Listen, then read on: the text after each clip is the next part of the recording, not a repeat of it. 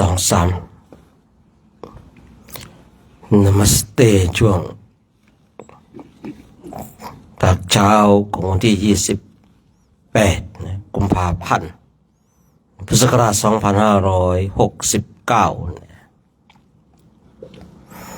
วันนี้ก็เป็นวันสิ้นเดือนแต่ไม่เหมือนสิ้นใจนะ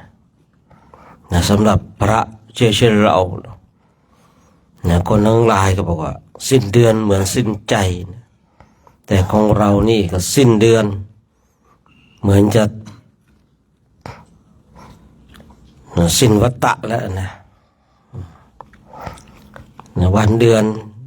ผ่านไปล่วงไปบัดนี้เราทำอะไรอยู่พระเจ้าพระองค์สอนให้เราย้อนกลับมาดูตัวของเราเองวันคืนล่วงไปบัดนี้ทำอะไรอยู่บางคนก็มีคำตอบวันคืนล่วงไปก็เล่นโทรศัพท์อยู่นี่ก็ว่ากันไปบางคนบางท่านก็บอกว่าวันคืนล่วงไปนี่กำลังภาคเปลี่ยนภาวนากำลังฝึกฝนอบรมบ่มนิสัยถูกบ้างผิดบ้างอันนี้เป็นเรื่องที่ดีนะที่เรื่องที่ดีเนี่ยคือผู้ที่ฝึกฝนอบรมบางครั้งที่เราคิดว่าถูกมันอาจจะผิดบางครั้งที่เราคิดว่าผิดมันอาจจะถูกและผิดก็ว่ากันไปฉะนั้นก่อนที่เราจะไปตัดสินใจในเรื่องถูกเรื่องผิดของบุคคลอื่นก็ต้องดูบริบทในสิ่งนั้นๆผมชอบใจมากเลยนะในกล่าวครั้งหนึ่งพุทธเจ้าพระองค์ได้ไปออกรับบิณฑบาตโปรดอุทัยภามเนี่ยนะได้ใส่บาตรพระเจ้าไปครั้งที่1เนี่ยก็ใส่ข้าวน้ำโภชนาอาหารเต็มบาตรเลยนะไปครั้งที่2อุทัยภามก็ใส่อีกเต็มบาตรเหมือนกันไปครั้งที่3อุทัยภามก็ใส่บาตรคือใส่บาตรพระเจ้านี่คือพระรามนี่ก็เป็นระดับเศรษฐีก็ ข้าวน้ำโภชนาอาหารนี่ไม่ต้องพูดถึงนะปราณีตพอครั้งที่3ใส่เสร็จอุทัยภามก็ถามพระเจ้าทรงติดในรถหรือติดในรถในโภชนาอาหารหรือจึงมาบ้านของข้าพเจ้าบ่อยๆในที่บางคนเนี่ยคือทุกคนที่ผมเคยบอกคนย่อมมีเหตุผลของตนเองแต่ว่าในเหตุผลเนี่ยมันจะถูกหรือมันจะผิดพระเจ้าก็เลยพระองค์ก็เลยส่งสอน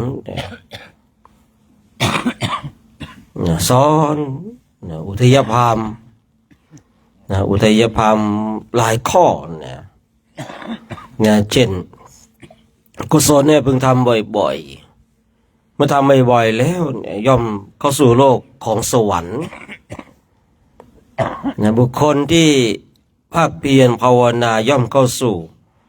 ในเส้นทางของมรรคและออกจากวัฏสงสาร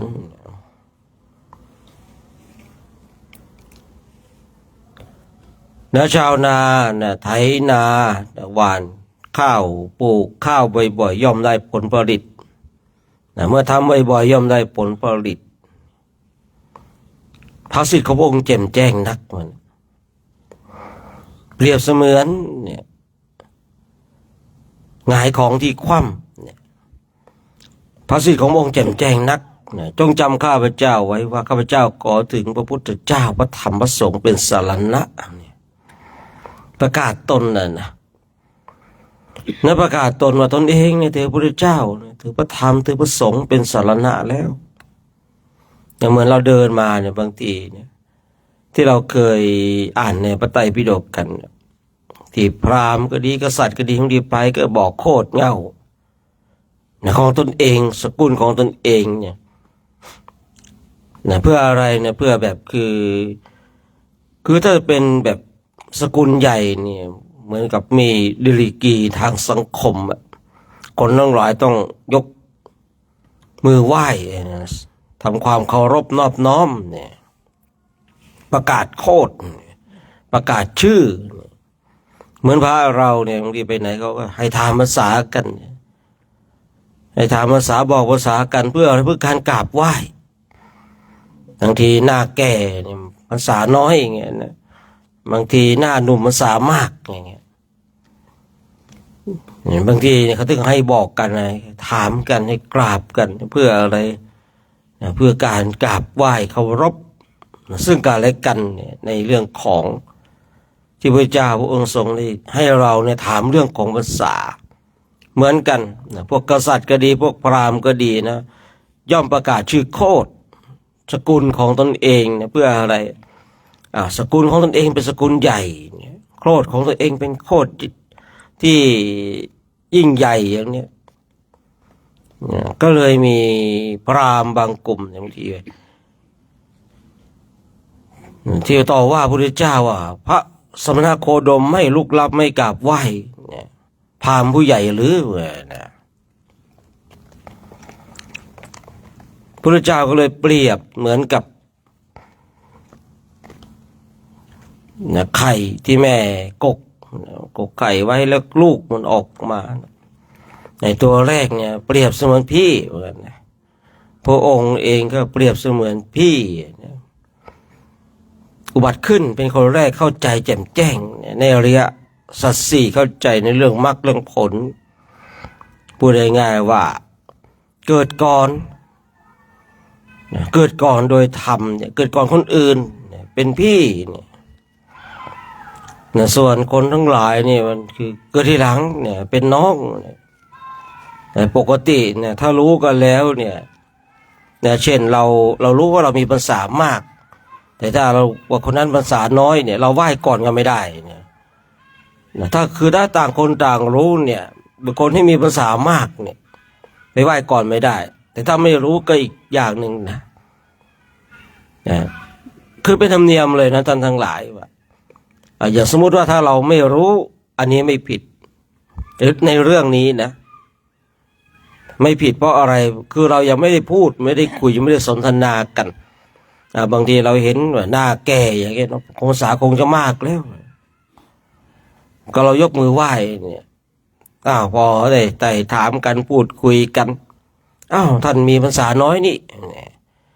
เราจะเคยได้ยินบ่อยๆนะว่า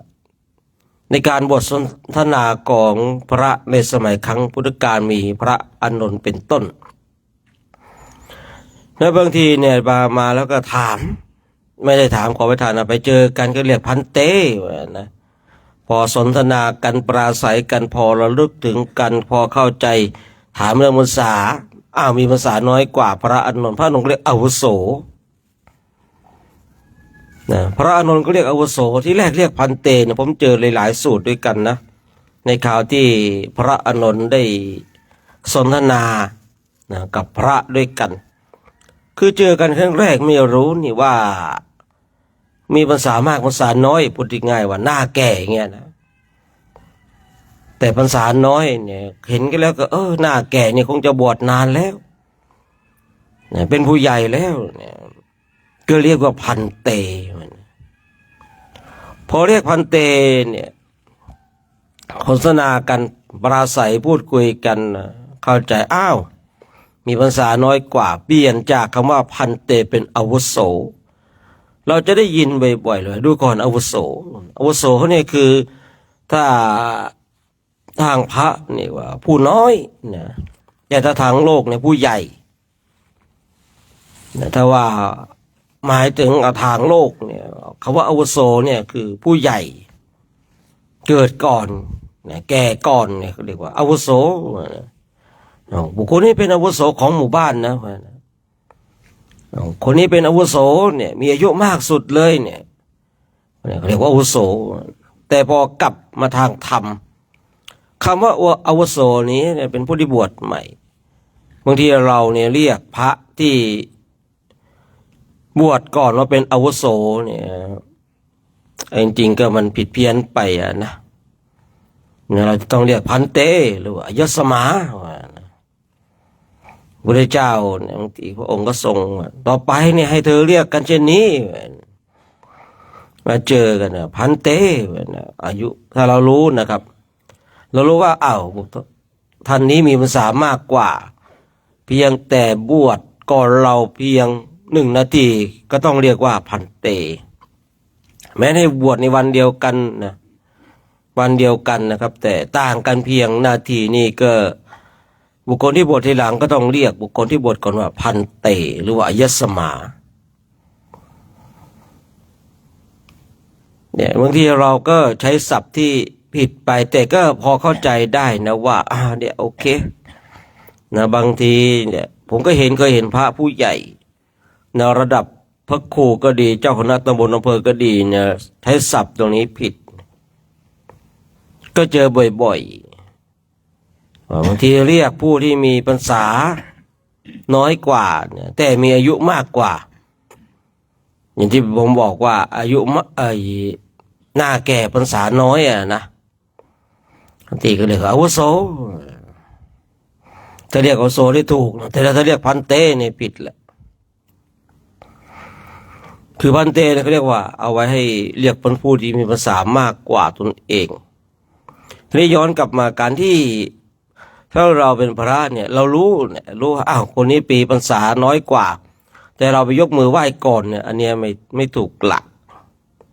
เป็นธรรมเนียมของบุคคลที่มีพรรษาน้อยกว่าที่ต้องยกมือไหว้นะถึงแม้ว่าเราจะมีอายุทางโลกมากเหลือเกินแต่ว่าเขาไม่ได้นับอายุทางโลกแต่เขานับอายุทางธรรมอายุทางธรรมคือนับตั้งแต่วันที่เราได้เข้ามาบวชนั่นก็เรียกว่านับอายุทางธรรมเมื่อเราถูกสงฆ์เรียกเข้ากลุ่มเข้าคณะแล้วสวดยติแล้วเนี่ยนั่นแหละเป็นวันเกิดแห่งธรรมของเราท่านทั้งหลายเขาก็เลยให้เคารพและนับถือกันเรียงลำดับเรื่องของพรรษากราบไหว้สักการะบูชากันคือถ้าเรามองตรงนี้ไม่น่าจะถูกเนาะนะคือมันต้องย้อนอีกเนี่ยต้องมาทบทวนอีกว่าถ้าพระพุทธเจ้าไม่ทรงบัญญัติเช่นนี้นะเดี๋ยวก็จะมีบุคคลที่ผมเคยบอกว่าขาดทีริและขาดโอตตัปปะคือพระหนุ่มเนนน้อยพอบวชเข้ามาอยากจะได้ราบสักการะชื่อเสียงก็ตั้งตนเป็นพระอรหันต์ถ้าพระองค์ไม่ทรงบัญญัติเรื่องของการกราบไหว้นะด้วยพรรษาเนี่ยนะโอ้ยุ่งแน่นอนครับท่านทั้งหลายแต่ถ้าว่าให้กราบไหว้กันโดยคุณธรรม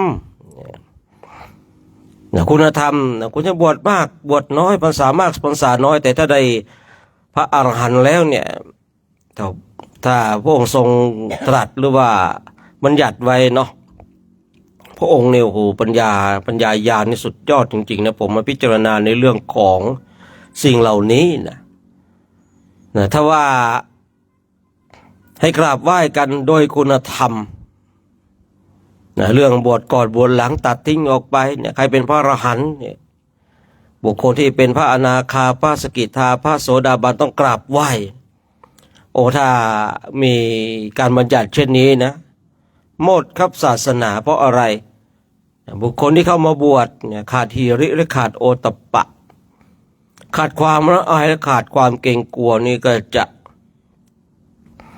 ตั้งตนเองเป็นพระอรหันต์เมื่อตนเองตั้งตนเป็นพระอรหันต์แล้วเนี่ยประกาศตนเป็นพระอรหันต์เนี่ยบัญญัติก็สมมตินะว่าพระพุทธเจ้าบัญญัติไว้แล้วเนี่ยว่า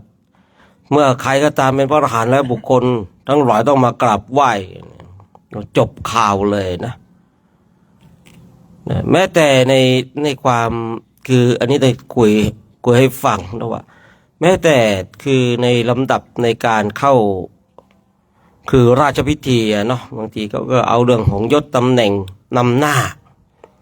พรรษาเอาไว้รองเนี่ยจริงๆผมตรงนี้ผมเองผมก็คือมันค้านในใจเนาะแต่ตรงนี้ทางนั้นเราก็เมื่อ มหาเถรสมาคมก็ตั้งไว้อย่างนี้เนี่ยคือกรรมเนี่ยโดนแน่นอนครับกรรมเนี่ยโดนแน่นอนนะผู้ที่ตั้งกฎตรงจุดนี้ไว้เพราะว่าคือพระพุทธเจ้าไม่ได้ทรงบัญญัติแต่ทรงบัญญัติไว้เนี่ยสิ่งใดก็ตามที่พระพุทธเจ้าไม่ได้ทรงบัญญัติแต่บัญญัติไว้เติมเสริมแต่งขึ้นมาเนี่ยนะเช่นงานราชพิธีทั้งหลายเนี่ยบางทีก็ให้บุคคลที่มีพรรษาน้อยแต่มีตำแหน่งสูงเนี่ยขึ้นหน้าอย่างเงี้ยนะแบบนี้นะครับเนี่ยบุคคลที่ตั้งบัญญัตินี้ไว้ขึ้นมาเนี่ยครับพระองค์ไม่ได้ทรงบัญญัติแต่บัญญัติขึ้นมาอย่างเงี้ยบุคคลเหล่านี้นะมีเจอกรรมวิบากอย่างแน่นอนไม่ต้องไปสงสัยเลยนะไม่ต้องไปสงสัยเลยฉะนั้นเราท่านทั้งหลายย้อนกลับมาในเรื่องของเรานะถ้าว่ากราบไหว้กันตามระดับคุณธรรมนะพระอรหันต์สูงสุดเนี่ยน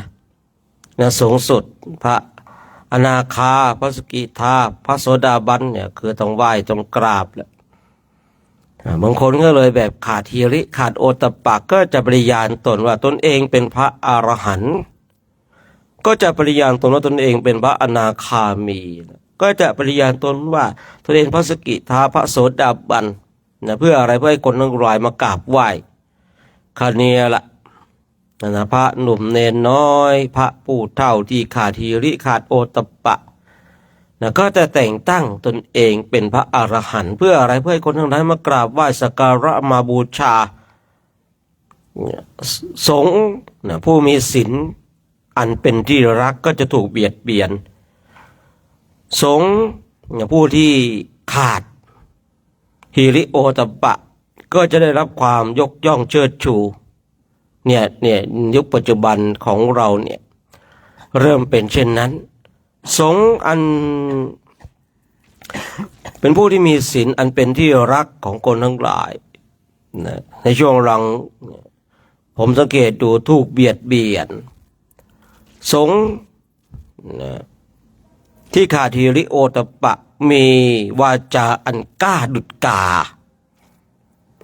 มีวาจากล้าดุจกาเนี่ยคนทั้งหลายก็ได้ยกย่องนะยิ่งถ้าใครบอกว่าตนเองเป็นพระอรหันต์เนี่ยคนทั้งหลายนะถูกหลอกด้วยคำว่าพระอรหันต์มากเหลือเกินแต่บางคนเนี่ยนะบางคนคนทั้งหลายยกย่องเป็นพระอรหันต์แม้แต่ตนเองเนี่ยก็หลงผิดว่าตัวเองเป็นพระอรหันต์เมื่อหลงเมื่อไรก็มีวาจากล้าดังกามีวาจากล้าดังกาคือขาดฮีริและโอตตัปปะสามารถทำทุกสิ่งทุกอย่างเดี๋ยวให้คนทั้งหลายเนี่ยมาชื่นชมมายกย่องนะน้อมนำข้าวน้ำโภชนาอาหารและเครื่องสักการะมาถวายเราฉะนั้นเราก็ต้องย้อนกลับมาว่าข้าวน้ำโภชนาอาหารที่เราได้รับจากคณะสัตยาญาติโยมเนี่ยเราฉันไปด้วยความเป็นหนี้หรือเปล่าเราบริโภคไปด้วยความเป็นหนี้หรือเปล่าเราอย่าไปคิดนะท่านทั้งหลาย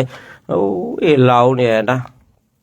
เป็นพระแล้วดีอย่างโน้นดีอย่างนี้นะญาติโยมต้องมาพน้องปนอต้องคอยเอาใจนะระวังนะที่มีคำโบราณว่าเนี่ยพระเนี่ยตายไปแล้วทำไมพิจารณาโดยแยบคายแล้วจะตายเป็นงัวเป็นควายมันนะมีคำโบราณผมได้ยินตั้งแต่ผมจำความได้เลยในคำนี้นะว่าถ้าพระเนี่ยใช้สิ่งของเนี่ยโดยไม่พิจารณาโดยแยบคายแล้วเนี่ยฉันหรือว่าบริโภคสิ่งของทั้งหลายด้วยความเป็นหนี้ก็ตายไปกลายเป็นกอเป็นควายก็ว่างั้นนะอันนี้จริงเท็จหรือ จริงเท็จอย่างไรก็ไม่สามารถที่จะรู้ได้เนาะแต่ว่าคำโบราณบางทีเขาก็มีเหตุผลเพื่อเป็นการเตือนสติว่าไอ้การที่เราบริโภคปัจจัยสี่ของบุคคลที่เขามีศรัทธาถวายเราเนี่ยคือเราอย่าไปหลงตนเองหลงตัวเองนะถ้าเราหลงตัวเองเมื่อไรเนี่ยการบริโภคปัจจัยสี่มันก็จะทำให้มันน่าจะก่อให้เกิดคุณ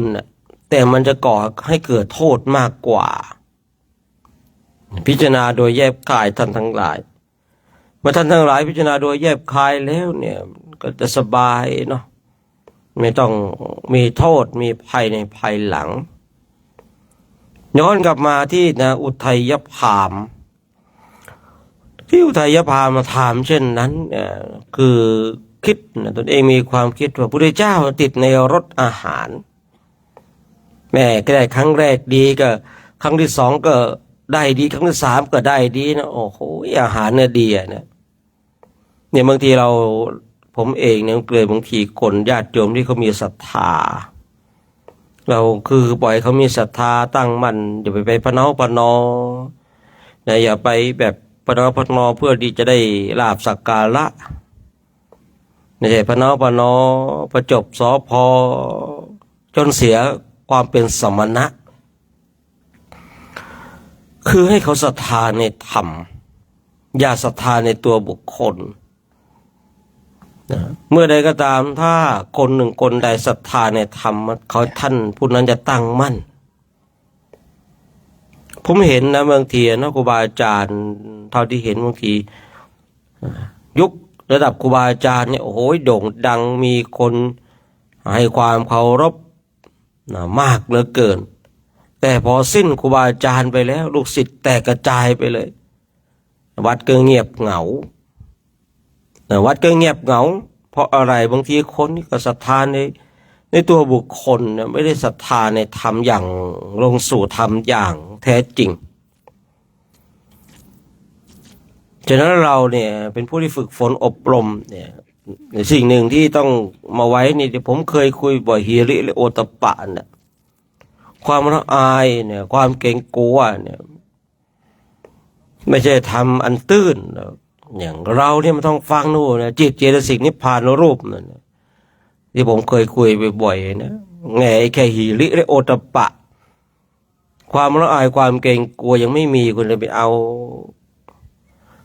อะไรได้ในศาสนานี้นะเพียงแต่หิริและโอตปะยังไม่มีใช่หรือเปล่าเมื่อความละอายความเกรงกลัวยังไม่มีเลยเนาะจะไปเอามรรคเอาผลในศาสนานี้ได้อย่างไรนะมันคือผมมาพิจารณานะว่าใครก็ตามบนโลกนี้ขาดหิริขาดโอตปะย่อมทำสิ่งที่ไม่ดีทั้งในที่รับและที่แจ้งได้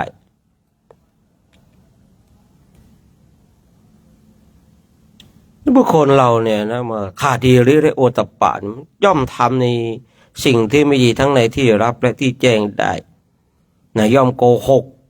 นะทั้งคนอื่นและตัวเองได้เหมือนกันเพราะมันแยบคายนะนี่เราจะคิดว่าธรรมของพระเจ้าที่พระเจ้าทรงแสดงไปตามตื้นเขินทุกธรรมนะทุกข้อธรรมที่พระองค์ทรงแสดงสามารถนำพาสัตว์ออกจากห่วงวัฏสงสารได้คือผมเองเนี่ยนักศึกษาดูนะทำไมพระองค์ถึงสอนหิริโอตปะแล้วตบลงด้วยอริยสัจสี่ล่ะและบางทีเนี่ยหลักธรรมที่พระองค์ทรงยกขึ้นมาเพราะอะไรสาวกองค์นั้นเนี่ยขาดหิริโอตปะจึงยกธรรมนี้มาแสดงเพื่อให้สาวกรูปนั้นเนี่ยมีหิริมีโอตปะก่อนมีความเกรงกลัวมีความละอายก่อนนะเมื่อมีความเกรงกลัวความละอายแล้วมันก็เหมือนกับผ้าที่มันซักไว้อย่างดีพร้อมที่จะย้อมแล้วผ้าที่มันคือผ้าขาวเนี่ยก่อนที่จะย้อมเนี่ยต้องต้มก่อนต้มให้แป้งอะไรมันออกไปมันคลายออกไปนะต้มเสร็จก็ซักซักแล้วซักอีก 2-3 ครั้งเนี่ยพอซักแล้วเราจึงย้อมเนี่ยต้องการสีอะไรเราก็ใส่สีนั้นไปย้อมเสร็จแล้วเราก็จะเห็นฝีมือในการย้อมของเราว่าโอเคแต่ถ้าว่าเราได้ผ้าขาวมาเนี่ยเราไม่ต้มเราไม่ซักก่อนต้มน้ำร้อนปุ๊บใส่สีไปปั๊บเอาผ้าลงไปเลยเนี่ยไม่สวยครับกระด่าง ติดสีติดเป็นจุดเลยครับนะเคยย้อมจีวรเนี่ยสมัยก่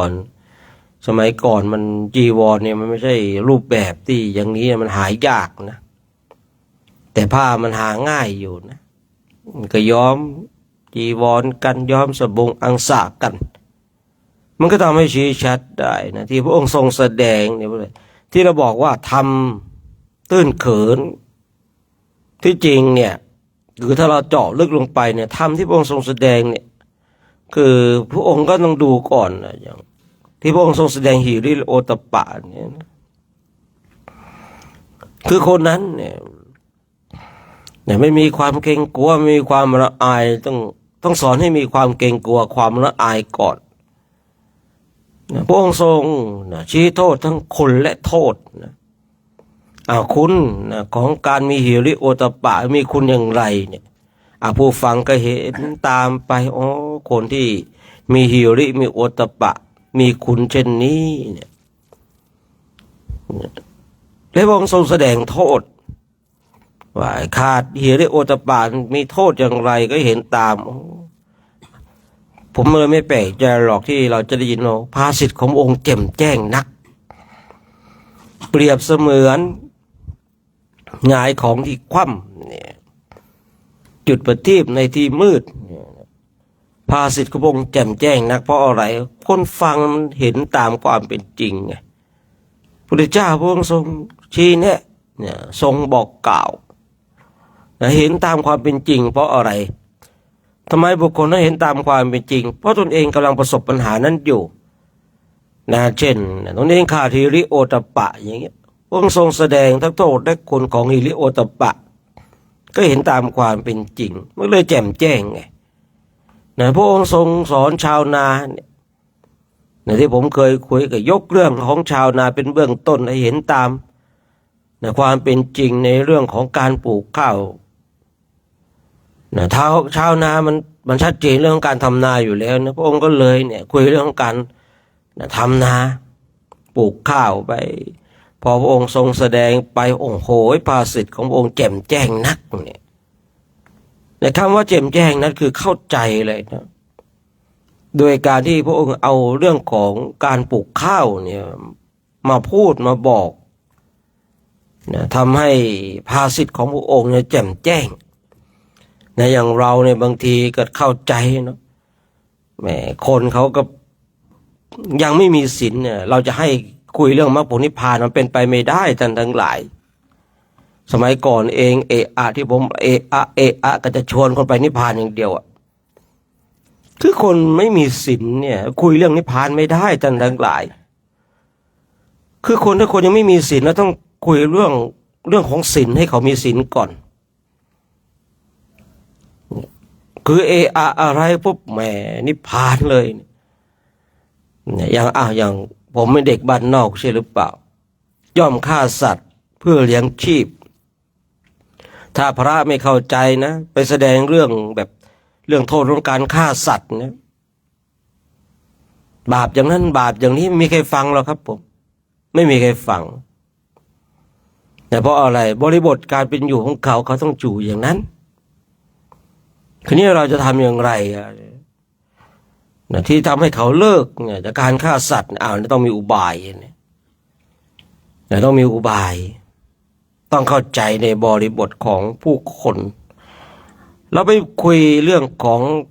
ศีลข้อที่4ห้ามโกหกกับแม่ค้าเนี่ยไปคุยเลยนะครับไปคุยเลยไม่ดีนะโกหกโกหกเท็จมันบาปนะปกตินิสัยแม่ค้าเนี่ยก็ต้องโกหกอยู่แล้วนะซื้อถูกขายแพงบอกว่าได้กำไรน้อยแต่จริงก็ได้กำไรมากเป็นปกติของแม่ค้าแล้วเราต้องมีอุบายใดล่ะเนี่ยมันต้องมีอุบายเนี่ยนั่นคือบางสิ่งบางอย่างนี่แหมที่ผมบอกว่าคือถ้าเราไม่เข้าใจในบริบทของคนอย่างคนไม่มีศีลปุ๊บเราคุยเรื่องนิพพานเลยนะไปต้องไปนิพพานเลยนะไม่เข้าใจครับเยาว่านั่นเลยคุยเรื่องสมาธิกับคนที่ไม่ได้สมาธิก็ไม่เข้าใจเพราะอะไรไม่เข้าใจนะบางไปมามันก็เลยผู้ฟังก็เลย ตำหนิปรามาสผู้แสดงว่าเพ้อเจ้อคนที่ได้ยินได้ฟังเรื่องของสมาธิแต่ตนเองเนี่ยยังไม่ได้สมาธินะครับผู้ฟังเนี่ยก็จะบอกเพ้อเจ้อเพี้ยนไปแล้วไม่ใช่เนี่ยผมเองนะครับก็เคยได้ยินบ่อยๆในเรื่องสิ่งเหล่านี้นะบางทีเราก็นั่งฟังพระท่านแสดงไปอันเนี้ยการพูดนี้มาจากการปฏิบัติการพูดนี้มาจากตำราเล่มนั้นเล่มนั้นเนี่ยที่ผมเคยคุยสมัยก่อนผมรู้เลยนะใครคุยธรรมะคุยอะไรมาจากตำราเล่มไหนคำของครูบาอาจารย์ท่านใดนะเพราะว่าเราเป็นนอหนังสือแล้วก็นั่งฟังนี่มาจากตำรานี่เพิ่งอ่านมาอันนี้ต้องเทศไปแล้วต้องดูตำราไปด้วยมีเขาคือเราสามารถแค่ฟังเรารู้เลยนะอันนี้เพิ่งอ่านมาแต่ถ้าคนคืออ่านมาปุ๊บเรามาคุยเขาจะมีลักษณะอีกอย่างหนึ่งนะลักษณะอีกอย่างหนึ่งนะบางคนก็ต้องอาศัยตำราคอยมีหัวข้อสะกิดนะคนที่แบบคือคุยไปด้วยมีตำราไปด้วยคือถ้าไม่มีตำราเนี่ยไปต่อไม่ได้นะบางทีมันไปต่อไม่ได้ไม่มีหัวข้อสะกิดผู้ที่แสดงธรรมเนี่ยหรือคุยธรรมะเนี่ยคืออาศัยหัวข้อในการสะกิดพอสะกิดมันก็ไปได้แล้วนะไปได้คือเนี่ยคนที่ผู้ฟังเนี่ยคืออย่างไม่เคยได้สมาธิก็จะปรามาสบุคคลที่คุยเรื่องสมาธิเพ้อเจ้อไปมาก็จะมีคำว่าอวดอุตริมนุสธรรมขึ้นมาเพราะตนเองยังไม่เคยได้ไม่รู้ว่าอำนาจของสมาธิมันมีขนาดไหนแต่ผมเลยบอกคนนี้เขาพูดคุยเนี่ยอันนี้มาจากการปฏิบัตินี่มาจากตำราเล่มนั้นนี่มาจากคำของครูบาอาจารย์ยกมาแล้วเพื่อมาสะกิดให้ตนเองได้พูดคุยได้ต่อสามารถรู้สมัยก่อนสมัยนี้ก็พอที่จะนั่นมากเหมือนกันคืนนี้ย้อนกลับมาดีว่าเราไม่เคยได้สมาธิเลยนะไม่ได้สมาธิอย่างนี้พอเราได้ยินเรื่องของสมาธิเพ้อเจ้อเนี่ยอุตริเนี่ยไปนู่นแล้วบางทีนะบางทีเราที่จริงนะครับเนาะเรื่องของสมาธิเนี่ยถ้าคุยเรื่องของสมาธิแล้วคนที่ได้สมาธิใช่แล้วยิ่งถ้าตนเองได้สมาธิแล้วเนี่ยมันติดมันขัดเนี่ยเวลาที่เราได้ยินได้ฟังคนคุยเรื่องสมาธิเราจิตของเราจะจดจ้องว่านี่สภาวะนี่เหมือนของเราเลยนะมันจะไปยังไงต่ออย่างเนี้ยมันก็เลยทำให้จิตของผู้ฟังเนี่ยมันคล้อยตามไหลไปนะพอถึงคราวตนเองที่ตนเองติดขัดแจ่มแจ้งนักชัดเจนนักเนี่ยเพราะตัวเองมันติดขัดอยู่มันเป็นอยู่นะมันก็เลยภาสิทธิ์เนี่ยแจ่มแจ้งนักชัดเจนนักเนี่ยเข้าใจเลยบางทีก็เป็นเช่นนั้นเนาะฉะนั้นเขาฝากไว้ในช่วงเช้าของวันนี้เนี่ยคุยไปคุยมาคุยไปเริ่มขอหักกันอีกแล้วนะผู้มีบุญนะทั้งพระทั้งแม่ชีเลยนะนะผู้มีบุญเนาะนั่งก็หลับนอนก็หลับนะแล้วผู้มีบุญไม่มีเรื่องคิดนะครับไม่มีเรื่องฟุ้งซ่านนะไม่มีเรื่องปรุงแต่งพอนั่งปุ๊บหลับปั๊บเนี่ยเรียกว่าผู้มีบุญในชาตินี้แต่ตายไปก็หมดบุญแล้วก็จะไปทางไหนก็ว่ากันไปนะครับผมเนาะตอนนี้ยังมีบุญอยู่นะบุญอะไรนั่งหลับตาลืนขึ้นมาอาหารตั้งบนโต๊ะแล้วเนรมิตเลยเนาะเดินไปก็ได้น้ำปานะอีกแล้วนะเดินไปก็ได้น้ำดื่มอีกแล้วมีผู้มีบุญไปใช้บุญเก่ากันท่านทั้งหลายเราอย่าไปใช้แต่บุญเก่าเราต้องแบบสะสมบุญใหม่ด้วยบุญเก่ามันส่งผลมันก็อยู่นะแต่ว่าอย่าไปชราใจใช้แต่บุญเก่านะเราต้องสะสมบุญใหม่ด้วยเนาะ ก็ฝากไว้ในเช้าของวันนี้นะเช้าของวันนี้มาไงกลุ่มสี่ครบเนาะไม่มีใครเจ็บใครป่วยเนาะช่วงนี้มันก็ปีนี้ดีนะไม่ค่อยเจ็บค่อยป่วยกันนะไอกันเป็นหวัดกันอันนี้เป็นเรื่องปกตินะปวดหัวตัวร้อนพวกนี้ก็เป็นเรื่องปกตินะเพราะว่าอย่างเราเดินมาเนี่ยฝุ่นมันเยอะเนาะอันนี้มันจะเริ่มเข้าสู่ภาคแห่งการลุยฝุ่นแหละนะครับแม้แต่เราเดินบนถนนเนี่ยนะครับฝุ่นมันก็เยอะรถวิ่งฝุ่นตามถนนกับฝุ่นที่เราเดินอย่างเมื่อวานรัดเนี่ยฝุ่นตามถนนมีเชื้อโรคมากกว่าอย่างที่เราเดินเมื่อวานเนี่ยมันฝุ่นมันเป็นฝุ่นเหมือนกันนะครับแต่ว่าเชื้อโรคมันน้อยถ้าเราเดินตามบนถนนยิ่งเข้าในเขตของพวกตลาดพวกเนี้ยมีฝุ่นแล้วเชื้อโรคมันมากนะครับฝุ่นเหมือนกันแต่ว่าเชื้อโรคมันแตกต่างกันนะครับผมกลุ่มสองกลุ่มสามทำน้ำสองเนาะกลุ่มสองครบเนาะกลุ่มหนึ่งครบเลยนะเป็นไงดุขนาดนั้นเลยต้องปิดผ้าแล้วนะโอ้โหพันอะไรไม่รู้นะอันนี้เซลหน่อยหนึ่งนะเซลหน่อยนี่ดุนะต้องปิดจมูกกันซะแล้วเนาะไม่ปิดจะไปกัดไม่ใช่เนาะจะปล่อยเชื้อโรคแม่ชีก็ครบเนาะดีละรวมกันมาสร้างสิ่งที่ดีงามกันนะครับนะตื่นมากระทำวัดสวดมนต์กันสวดมนต์ไหว้พระกันในช่วงภาคเช้าของวันนี้นะเอาละก็คงจะได้เวลาในการนำวัดสวดมนต์เนาะเจริญธรรมกรรมฐานกันในช่วงภาคเช้าของวันนี้นะเช้าของวันที่28นะสิ้นเดือนแล้วเนาะใครวะตัวเป็นแบบนี้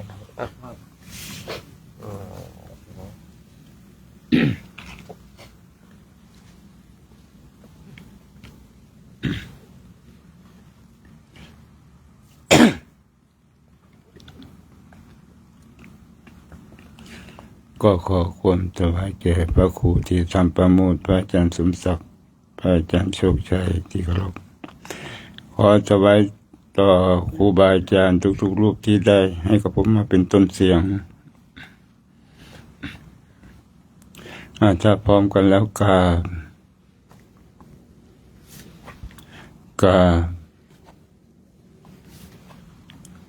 บ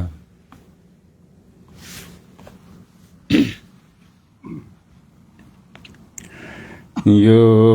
โสภะคะวะอะระหังสัมมาสัมพุทโธสวากขาโตเยนะภะคะวะตาธัมโมสุปฏิปันโนยัสสะภะคะวะโตสาวกสังโฆธัมมายังภะคะวันตังสัทธัมมังสัสสังฆังอิเมหิสกาเลหิยะถารังอารุปิเตหิอภิปูชยามะสาธุโนพันเตภะคะวะสุจิราปาลินิพุตโตเปียมปัจฉิมาชนะตานุกัมปมานาสาอิเมสกาเลทุขตาปนาการะปุเตปฏิคันหาตุอัมหะกังทีคารตังหิตายะสุขายะอะระหังสัมมาสัมพุทโธภะคะวาพุทธังภะคะวันตังอภิวาเทมิสวา คาโตภะคะวะตาธัมโมธัมมังนามัสสามิสุปฏิปันโนภะคะวะโตสาวกสังโฆสังฆังนามามิ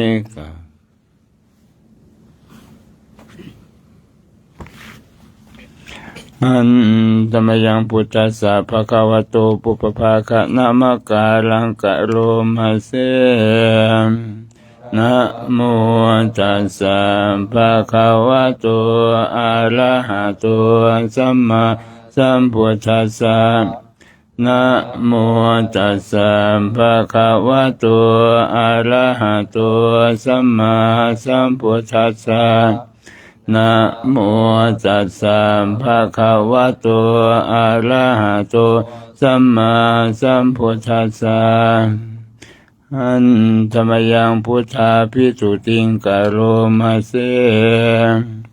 โยสุตถาคโตอะระหังสัมมาสัมพุทโธวิชชาจรณะสัมปันโนสุขโตโลกวิทูอนุตตรปุริสธรรมสารติสัทธาเทวมนุษย์สานังพุทโธภควาโยอิมังโลกังสเทวกังสมาลกังสัพพมกังสัสสะมณพามณิงปัจจังสเทวมนุษย์สังสยังอภิญญาสัจจิกาตวะปะเวเทสิโยธัมมังเทเสสิอาทิกัลยานังมัจเจกัลยานังปริโยสานกัลยานังสัทธังสัพยัญชนะเกวระปริปุณังปริสุทธังพัมมจริยัมปะกาเสสิตัมมังภะคะวันตังอภิปูชยามิตัมมังภะคะวันตังศิลสานามามิ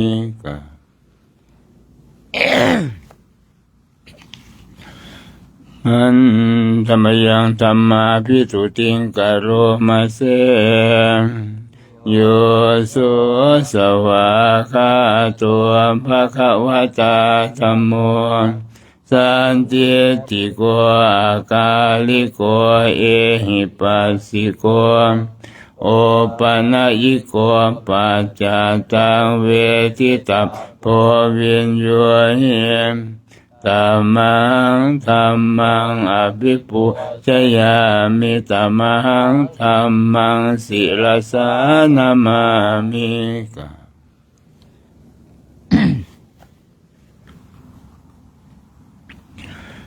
อันธรรมยังสังฆาภิกษุติงกะโรมาเสโยสุสุปฏิปันโนภะคะวะโตสาวกสังโฆอุชุปฏิปันโนภะคะวะโตสาวกสังโฆญาญาปฏิปันโนภะคะวะโตสาวกสังโฆสามีจิปฏิปันโนภะคะวะโตสาวกสังโฆยะทิทังจัตตาลิปุริสายุคานิอัตถปุริสปุคคลาเอสัพพะคะวะโตสาวกสังโฆอาหุเนยโยปาหุเนยโยทักขิเนยโยอัญชลีกาลนิโยยะเขตังโลกัสสะธัมมังสังฆังอภิปูชยามิธัมมังสังฆังศิลสานามามิ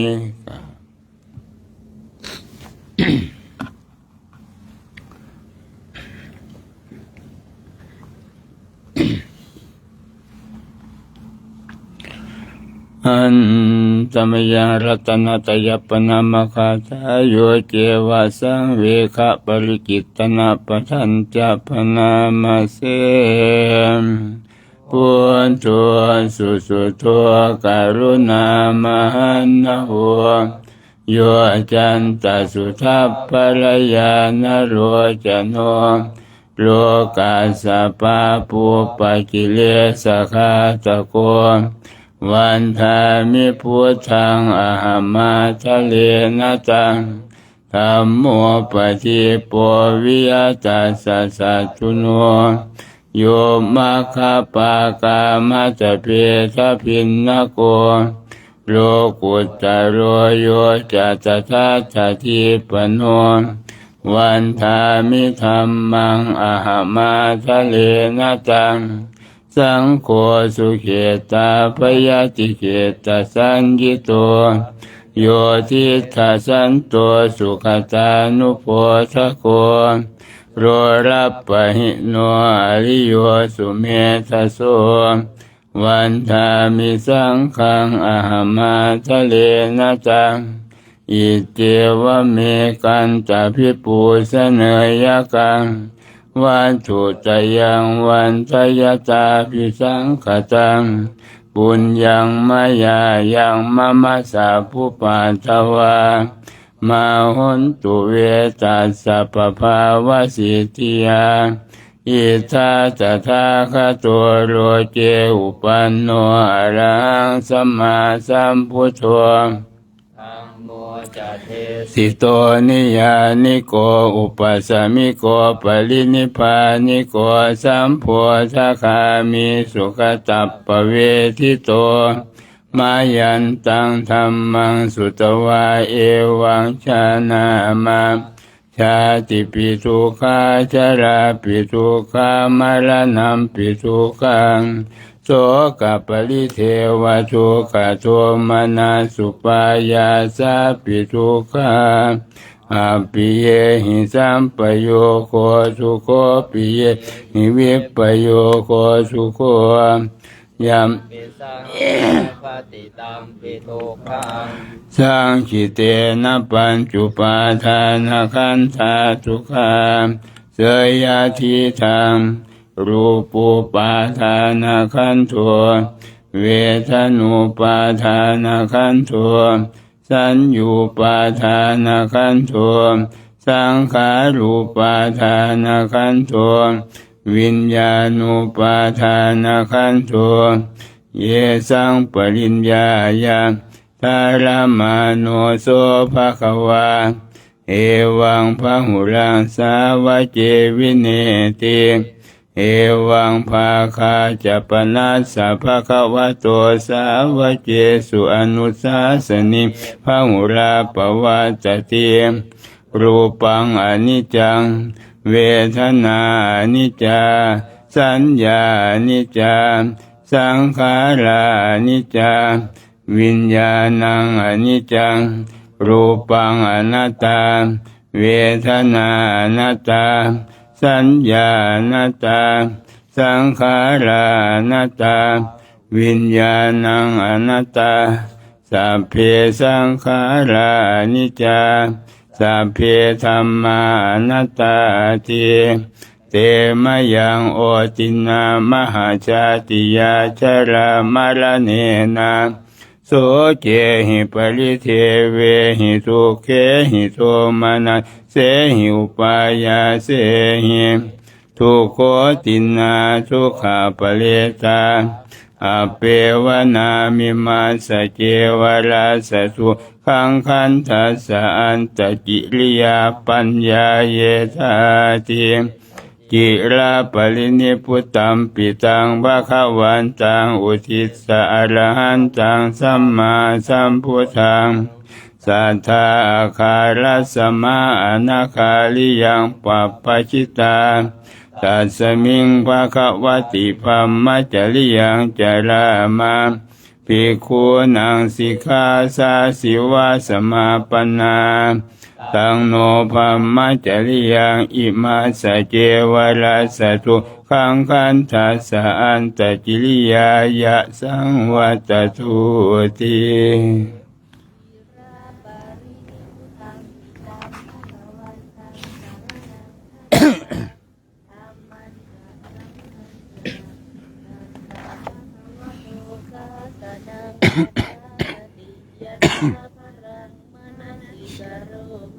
อนุปฏิปัชฌามาสาสาโนปฏิบัติอิมัสสะเกวราสะดุขักขันทัสสะอันตกิริยายะสังวัตตุ อันธรรมยังจาตุปฏิกุระปัจเจเวคณะปะทังปนามาเสยะถาปัจจยังปวัตตมานังจาตุมาตเมเวตังยะทิทังจีวรังจตุปปุจจโกจะปุคารวธาตุมาตะโกนิสัตโตนิสิโยสัพพานิปนะอิมานิจิวรานิอชิคุจนิยานิอิมังติกายังปัตตวาอติวิยาชิคุจนิยานิชายันติยถาปัจจยังปวัตตมานังมาตโตจตุปปุจจโกจะปุคารวธาตุมาตะโกนิสัตโตนิจิโวสุญโยสัพโพปนายังปินทปาโตอชิโกชนิโยอิมังติกายังปัตตวาอติวิยาชิโกชนิโยชายติยถาปัจจยังปวัตตมานังตเมเวตังยาทิตังเสนาสนังจตุปปุจจโกจะปุคารวธาตุมาตะโกนิสัตโตนิจิโวสุญโยสัพพานิมานิเสนาสนานิอชิคุจนิยานิอิมังปุติกายังปัตตวะอติวิยาชิคุจนิยานิชายันติยถาปัจจยังตมานังทาตุมาตเมเวตังยาทิทังกิลานปัจจยาเพสัจจปริคาโลตตุปปุจจโก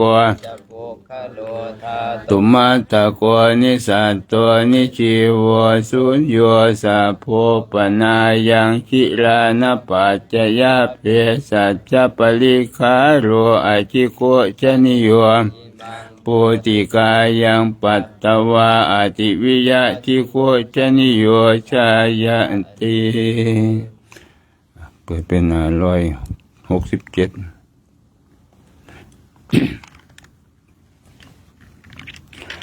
อินติ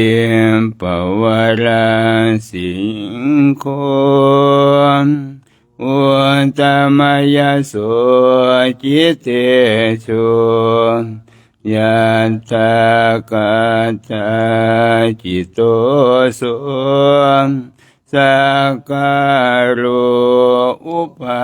โทสักการะพุทธศาสนังโชตยันโตวัทิโปสุรนะเรหิมหิโตตารมานุวะพุทโธติพุทธาสิงคามอุบัติมานาแดนใดประเสริฐจากเลือกายพระศาสดาเป็นที่เคารพน้อมมนุษย์พร้อมทั้งเทวาเปรียบเช่นเจ้าวาราศาสนาที่ยืนยงเหมือนหนึ่งพระสัมพุทธสุดวิสุทธิพระชนคง แดนใดพระดำรงพระศาสตร์คงก็จำรูนด้วยเดชสิทธิสร้างถ้าพิทักษ์อนุกูลพระศาสตร์บ่มีส่วนพระเพิ่มพูนมหินทาข้าขอเคารพน้อมวาจีขอมขึ้นบูชาพิทักษ์ทารักษาพระศาสตร์มาตลอดกาลปวงข้าจะประกาศพุทธศาสตร์ให้ไพศาลขอพระอภิบาลชินนามานิรันดร์เถิดเปิดต่อชยาสนาคตาพุทธาเจตวามารังสวาหานังจตุสัจจะสะพังรสังเยปิวิงสภาตันหังกราสโยพุทธาอัตถวิสตินายกาสาเพปฏิทิตาไมหังมาตะเกเตมุนิสาราสีเสติโตไมหังพุทโธธัมโมทวิโรจนีโคปฏิทิโตไมหังอุเรสัพพคุณากโรหัตเยเมอนุรุตโธสาลีปุตโตเจตาคิเนโกนทันโยมิงโมคันลาโนจวามะเจตาคิเนสวะเนไมหังอาสุงอานันทราหุโรกาสโปจะมหานาโมอุปาสุงแต่เจเจสโตปิติภาคาสเมงสุริโยวะปะพังกโรนิสินโนสิริสัมปันโนโสภิโตมุนิปุงกะโวกุมารกาสโปเทโรสิจิตตวาทะโกโสไมหังวัฏนินิจังปฏิทาสิคุณากโรปุณโนอังคุลิมาโรจัมลินันตสิวลิเทลาปัญจอิเมชาตานาราเตติลกามมาเสสาสิติมหาสิติมหาเจลาอันโตชิโนรัสสาชลันตาสีละเตเจนะอังคามังเกสุสันติตารัตนังปุระโตอาสิทักขิเนเมตตาสุตตะกะทัจจักขังปัสสโตอาสิวาเมอังคุลิมาระกังตโมระปลิตันจะอาทานาติยสุตตะกังอากาเสชะทนังอาสิเสสะปาการสันติตาชินานายุตตาสัตตปากาลลังกตาวาตปิตาติชันชาตาภาหิรันชันตุปันทวาอเสสาวินยังยันตุอนันตตินาเตชะสามเมสกิจเจนะสัทธาสัมพุทธปัญชเลกินปัญชรมัจจามหิวิหารันตังมหิตาเลสัทธาปาเลนตุมังสาเพมหาปุริสาสภาอิเจวมันโตสุขุตโตสุรโคชินาเวนะจิตุปัฏฐโวธัมมานุภาเวนะจิตาลิสังโฆสังฆานุภาเวนะจิตันตรายโยสัทธัมมานุภาวะปาลิโตจระนะปัญจเลติมาเปิดกลับไปหน้า39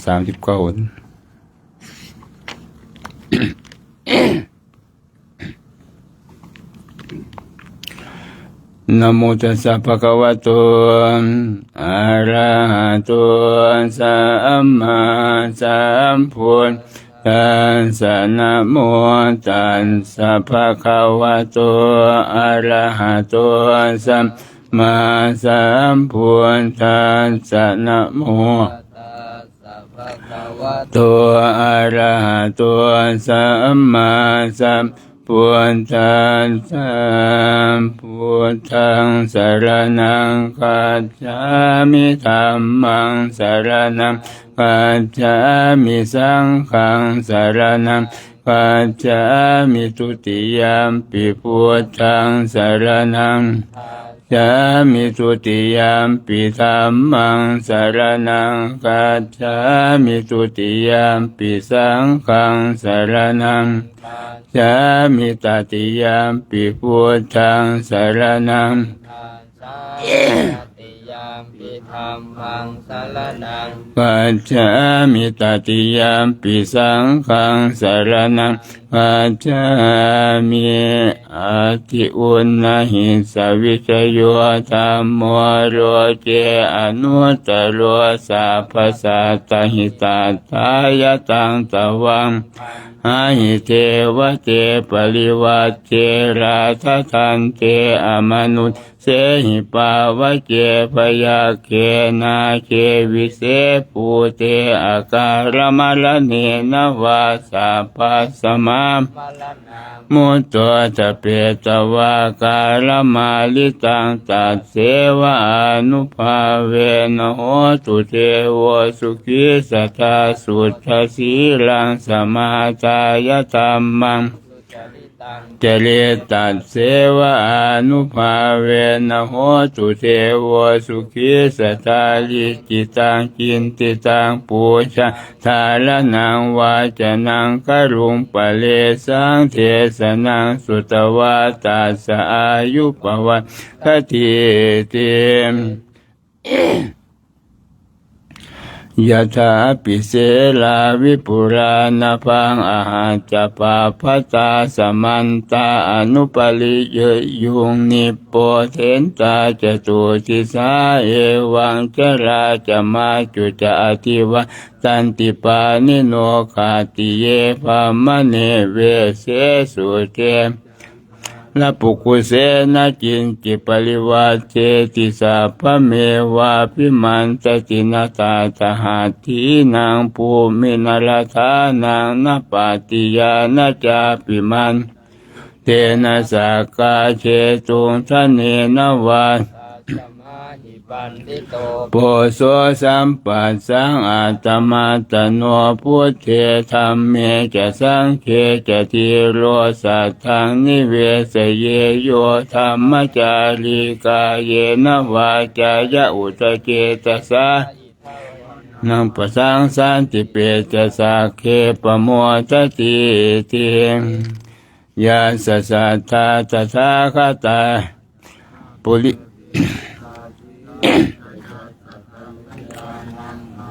กันตังปะสังสิตังสังเคปะสาโทยาสาติอุชุภูตันจะสะอัตลิโตติตังอาหุอโมมันตัสสะชีวิตังตัสสมาสัทธันจะสีรันจะปะสาทังธรรมทัสสนังอนุยุนเทธเมธาวิสระพุทธานาสาสนันติเอวเมสุตังเอกังสมยังภควาสาวัติยังวิหารติ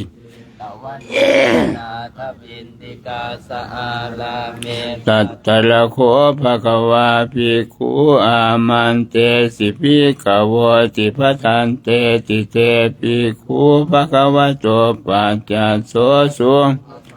เอตตะโวจัมอุปาทาวาภิกขเวตถาคตานังอนุปาทาวาตถาคตานังทิตาวาสาธาตุธรรมทิตตายามตาสัมเพสังขาราอนิจจติตังตถาคโตอภิสัมพุชติอภิสเมติอภิสัมพุจิตวาอภิสเมตวาอาจิกติเทเสติปันติปาตเปติวิวรติวิภัชติอุตานิกโรติสัพเพสังขาราเต จาติอุปาทาวาภิกขเวตถาคตานังอนุปาทาวาตถาคตานังทิตาวาสาธาสุธรรมทิตตาสัพเพสังขาราทุกขาติตังตถาคโตอภิสัมพุจติอภิสเมติพุจิตวาอภิสเมตวาอาจิกขติเตเสติปัญญเปติปัฏฐเปติวิวรติวิภัชชติอุตตานิกโรติสัพเพสังขาราภาติอุปาทาวาภิกขเวตถาคตานังอนุปาทาวาคตานังทิตาวาสาธาตุธรรมทิตตาธรรมนิยามตาสัพเพธัมมาอนัตตาติตังตถาคโตพุจติอภิสเมติอภิสัมพุจิตวาอภิสเมตวาอาจิกขติเตเสติปัญญเปติปัฏฐเปติวิวรติวิภัชชติอุตตาติสัมเพธัมมาอนัตตาติอิทัพโวจะภควาอัตตมนาเตปิโคภควโตภาสิตังอภินันทุนติสัพเพสังขาราอนิจจติยถาปัญญายปัสสติอัตถนิพพินสติทุกเขเอสมะโควิสุทธิยาสัพเพสังขาราทุกขติยถาปัญญายปัสสติอัตถนิพวิสุทธิยาสัพเพธัมมาอนัตตาติยถาปัญญายปัสสติอัตถนิพพินสติทุกเขสมะโควิสุทธิยาอัปปกาเตมนุสเสสุเยชนะปาลคามิโนอัฏฐายังอิตระปัจจติระเมวานุทาวติสัมมาทาคาเตธัมเมธัมมานุวัตติโนเตชนะปาลเมตสันติมาจุเถยยังสุทุตรังกันหังธัมมังวิปะหายสุขังภาเวทปันติโตโอกาธัมมวิเวเจยาสทุระมังตาตราภิรติมิเชยหิตวากาเมอจินเจโนปริโยตเปยะเสหิปันติโตเยสังสัมโพธิยังเกสุสัมมาจิตตังสุภาวิตังอาคานิสักเขอนุปาทาเยลตาชีนาสวาชุติมันโตเตโรเจปรินิพุตตา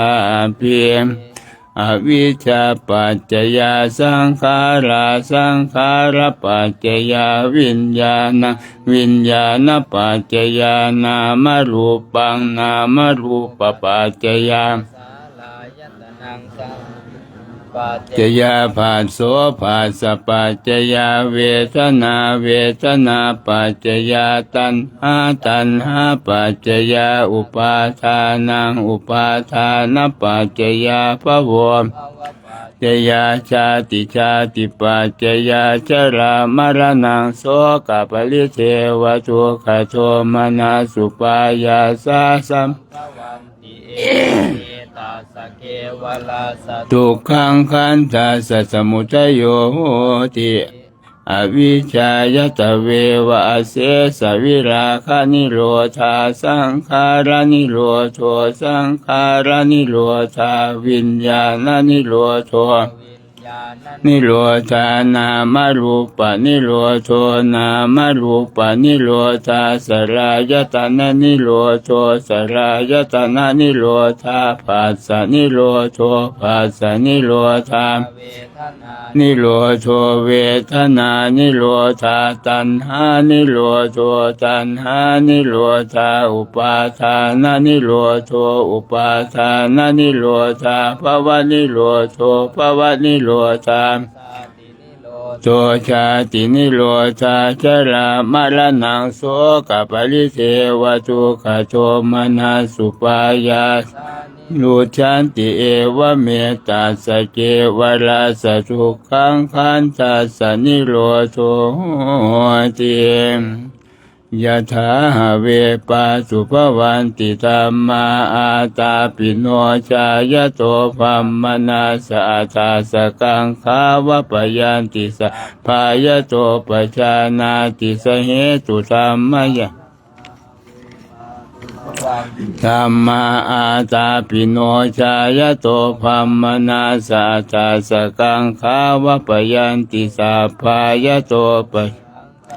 ยานังกเวทิจถาหาเวปัสสุภวันติธัมมาอาตาปิโนชายโตภัมมนาสวิทูปยังอิต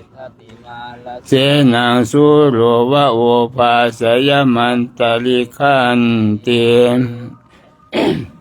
อติตังนามวาคเมยมาปฏิกังเขอนาคตังอาตยันตังปัสขตังปัจจุปันนันจะโยธรรมังตา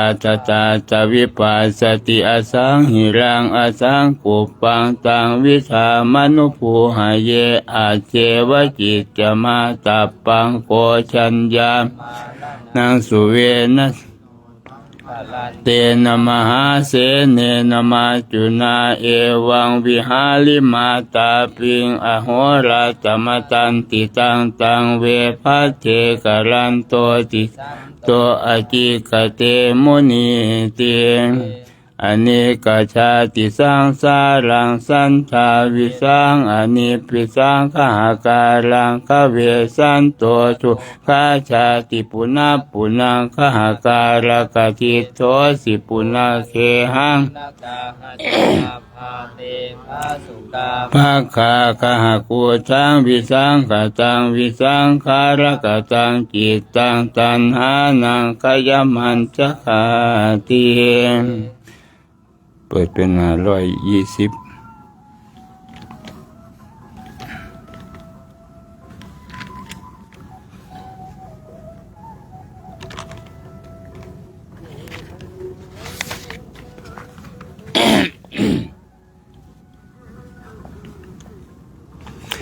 ยันเตนะภะคะวะตาชานะตาปัสสะตาอะระหะตาสัมมาสัมพุทเทนะปัตตมังปาราชิกังกาตปัญญาตันติเวสาสิยาปัญญาตันติกังอาราภาติสุทินนังกรันตปุตตังคะ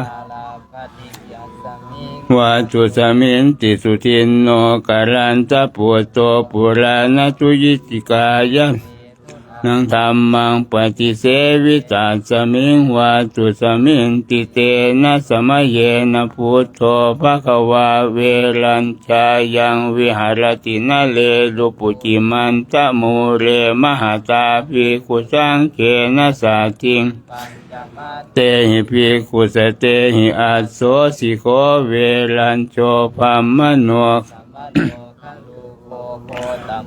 สักยปุตโตสักยกุรัสปะปะชิโตเวรัญชายังวิหารตินะเลลุปุจิมันตะมูเรมหาตาภิกขุสังเขนะสาติปัญจมาเตหิภิกขุสเตหิตังโคปนะภวันตังโคตมังเอวังกัลยาโนอิติปิโสภะคะวะอะระหังสัมมาสัมพุทโธวิชชาจรณะสัมปันโนสุขโตโลกวิทูอนุตตโรปุริสธรรมสา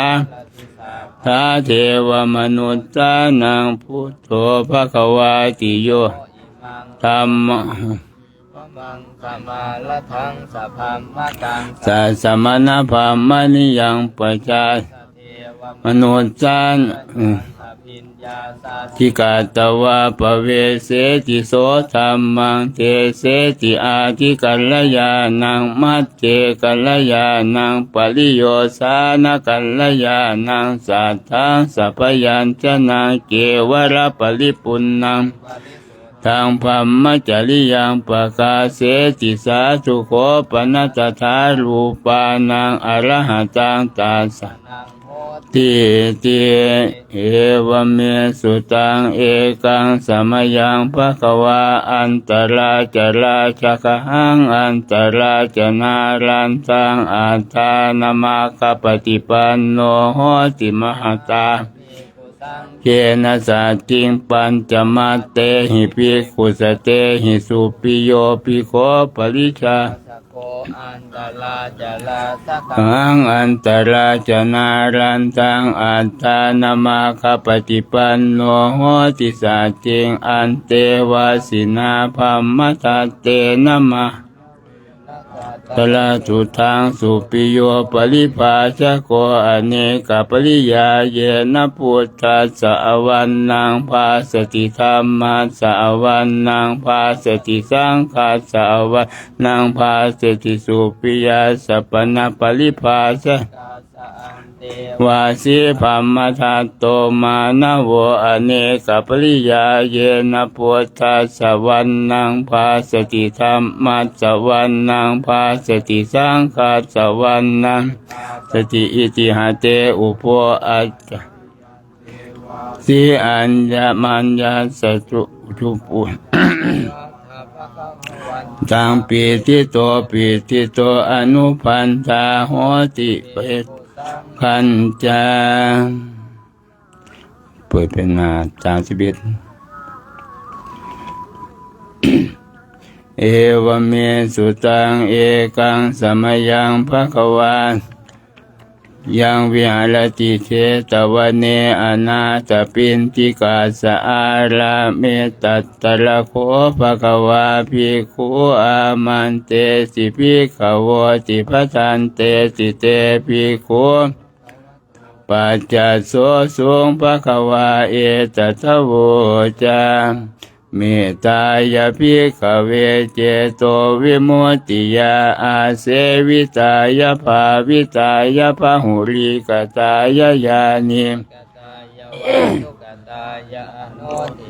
ยาปริกิตายาสุสมาราทายาเอกาทัสสานิสังสาปาติกังคากตเมเอกาทัสสะสุขังสุปฏิสุขังปฏิพุจจตินะปาปะกังปัสสติมนุษสานังปิโยโหติอมนุษสานังปิโยโหติเทวตาราคันตินาสะอาคิวาวิสังวาสัทธังวากามติตุวทังจิตตังทิยติมุขวันโนวิปัสสิทติอสัมมุลละโหกาลังกโรติอุตริงอาปฏิวิชันโต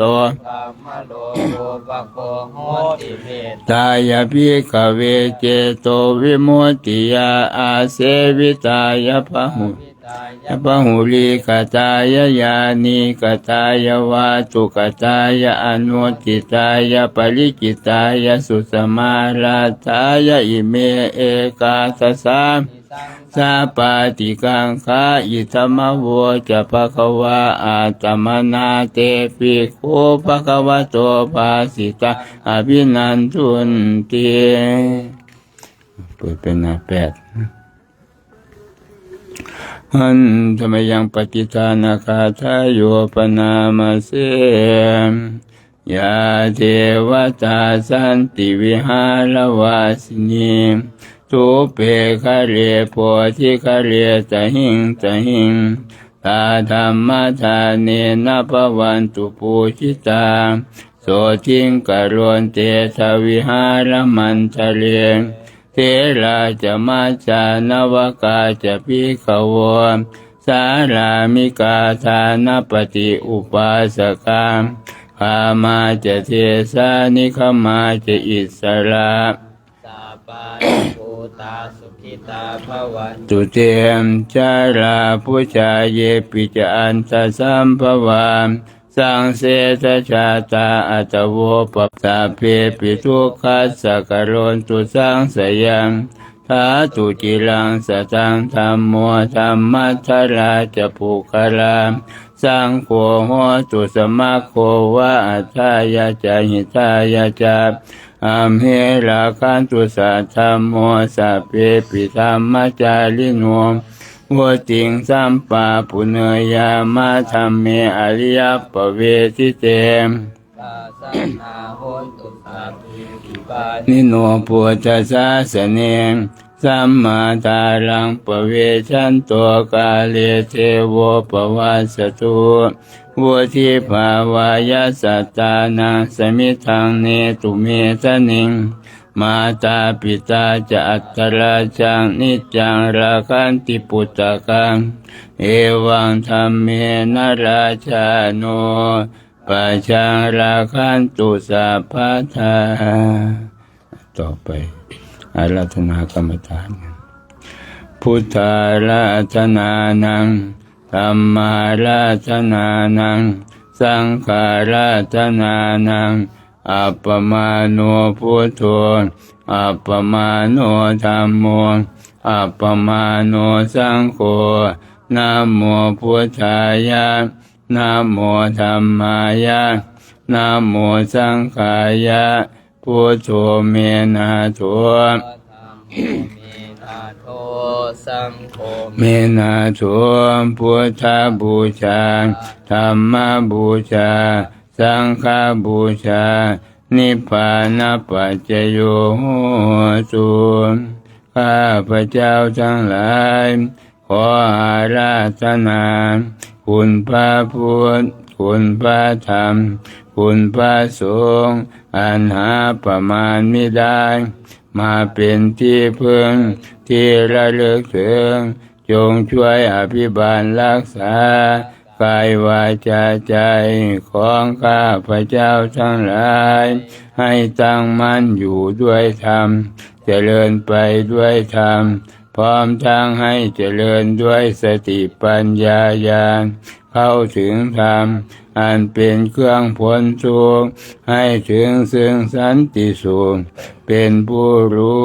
ผู้ตื่นผู้เบิกบานโดยไพบูลย์ทุกประการและจง ยังประโยชน์ให้ถึงพรทั้ง ส่วนตนบุคคลอื่นชีวิตอื่นอันเป็นเพื่อนทุกข์เกิดแก่เจ็บตายด้วยกันทั้งหมดทั้งสิ้น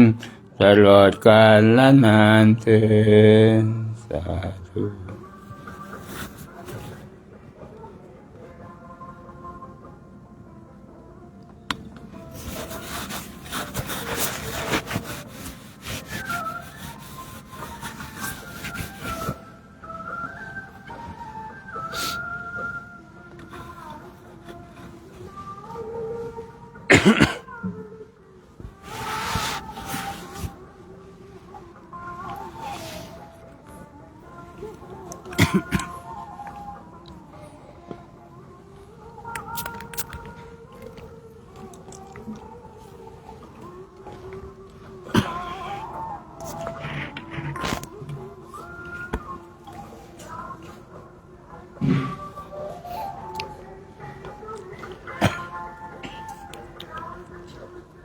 เกิดแก่เจ็บตายเป็นเรื่องของธรรมดาของสัตว์ทั้งหลายในช่วงที่เรามาฝึกฝนมาอบรมมาบ่มนิสัยกัน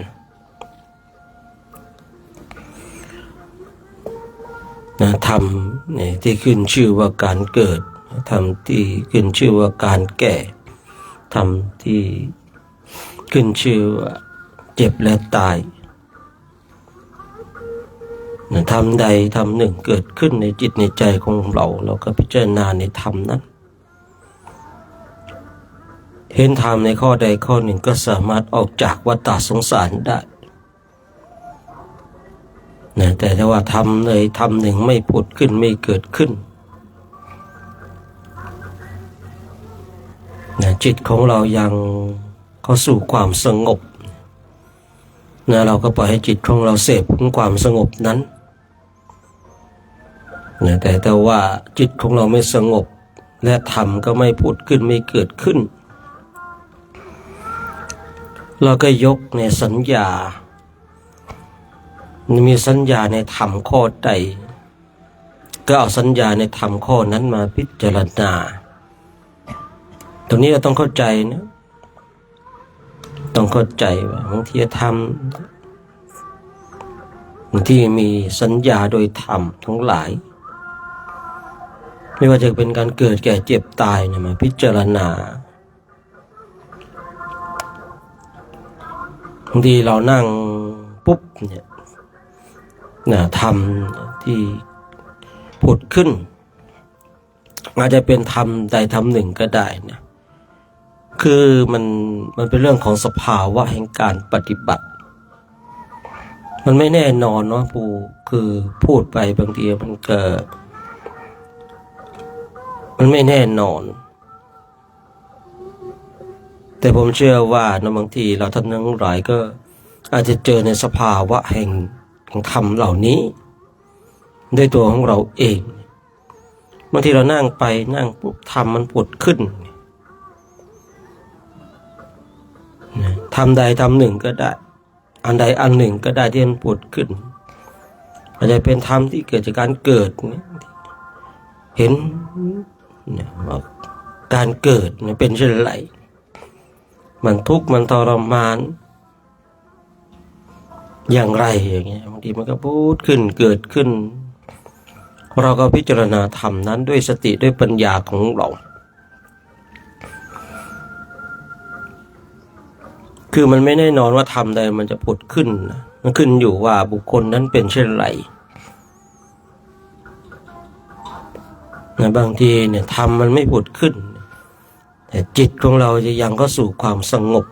แล้วก็ปล่อยให้มันจิตของเราก็สู่ความสงบเนี่ยบางทีเนี่ยธรรมไม่ผุดขึ้นจิตก็ไม่สงบมันจะเกิดความฟุ้งซ่านความสับสนเราก็ต้องเอาสัญญาแห่งธรรม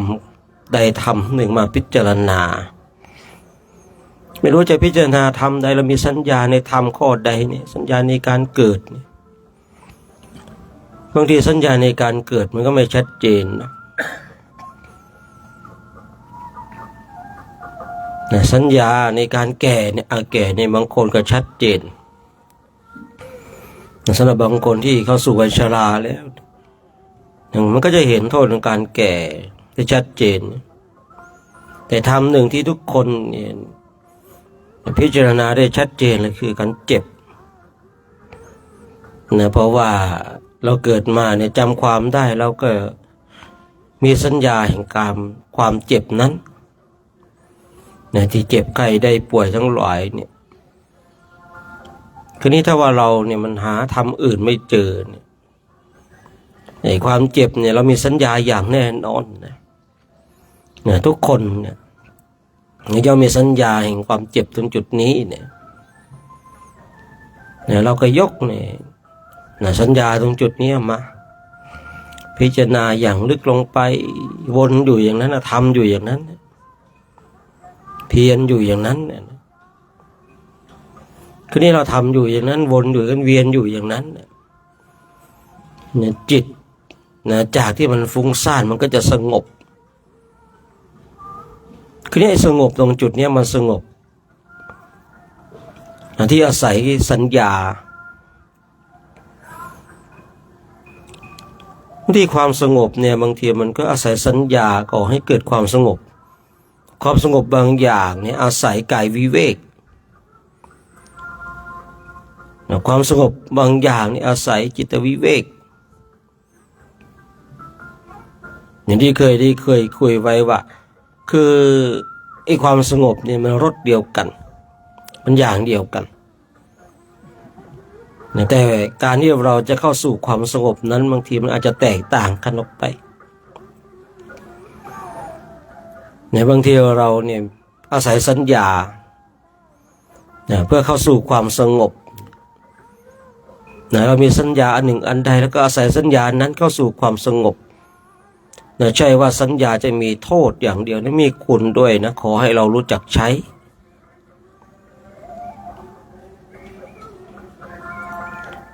สัญญาแห่งธรรมทั้งหลายก็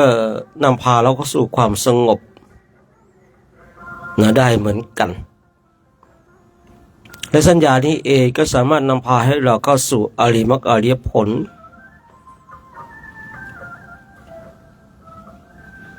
แต่เราจะต้องรู้เราจะต้องเข้าใจให้ชัดเจนนี่ผมเคยย้ำบ่อยๆว่าคำพูดเหมือนกันแต่ว่าวิธีการหรือว่าสภาวะมันอาจจะแตกต่างกันออกไป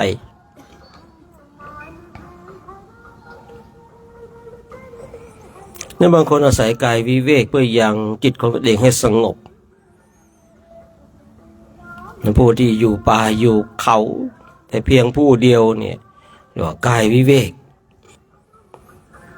เนี่ยกายนี้ออกจากหมู่คณะกายนี้ออกจากความวุ่นวายอาศัยกายเพื่อเข้าสู่ความสงบ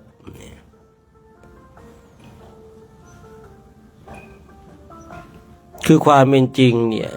สิ่งที่จะนำพาให้เราพบเจอความสงบมีมากเหลือเกินเนี่ย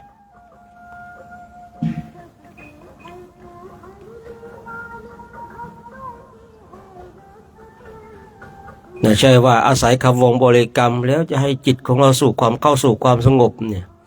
อย่างเดียวก็ไม่ใช่นะมีมากเหลือเกินอาศัยกายเนี่ยเข้าสู่ความสงบอาศัยสัญญาเข้าสู่ความสงบเนี่ย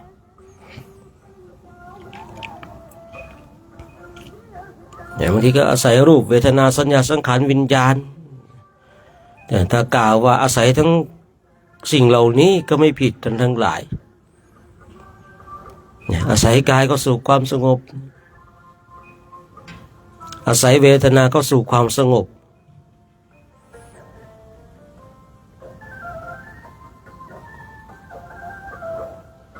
อาศัยสัญญาเข้าสู่ความสงบอาศัยสังขารเข้าสู่ความสงบอาศัยวิญญาณเข้าสู่ความสงบ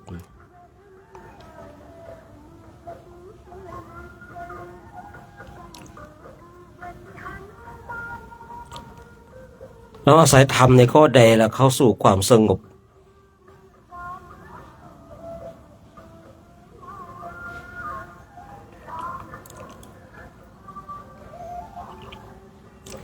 คราวนี้ขึ้นอยู่กับตัวของเราเองนะว่าเราอาศัยธรรมใดนี่ที่ยกในเบื้องต้นไอ้การเกิดแก่เจ็บตายเนี่ยเกิดอาจจะไม่ชัดเจนนะแก่เนี่ยบางรูปบางคนอาจจะไม่ชัดเจนเนี่ยแต่เจ็บเนี่ยชัดเจนแน่เคยประสบพบเจอความเจ็บนะอาศัยสิ่งเหล่านี้เข้าสู่ความสงบก็ได้อาศัยสิ่งเหล่านี้เข้าสู่อริยมรรคอริยผลก็ได้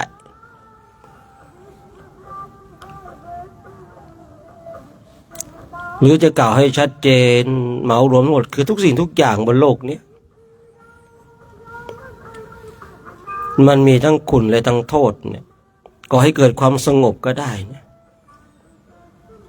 ก่อให้เกิดความฟุ้งซ่านก็ได้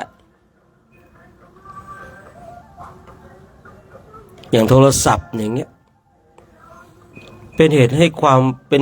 เกิดความสงบก็ได้และเป็นเหตุให้เกิดความฟุ้งซ่านก็ได้ในโทรศัพท์เนี่ยท่านทั้งหลายเป็นเหตุให้ความสงบอย่างไรที่เราเปิดฟังธรรมะไปเอาจิตของเราจับในเสียง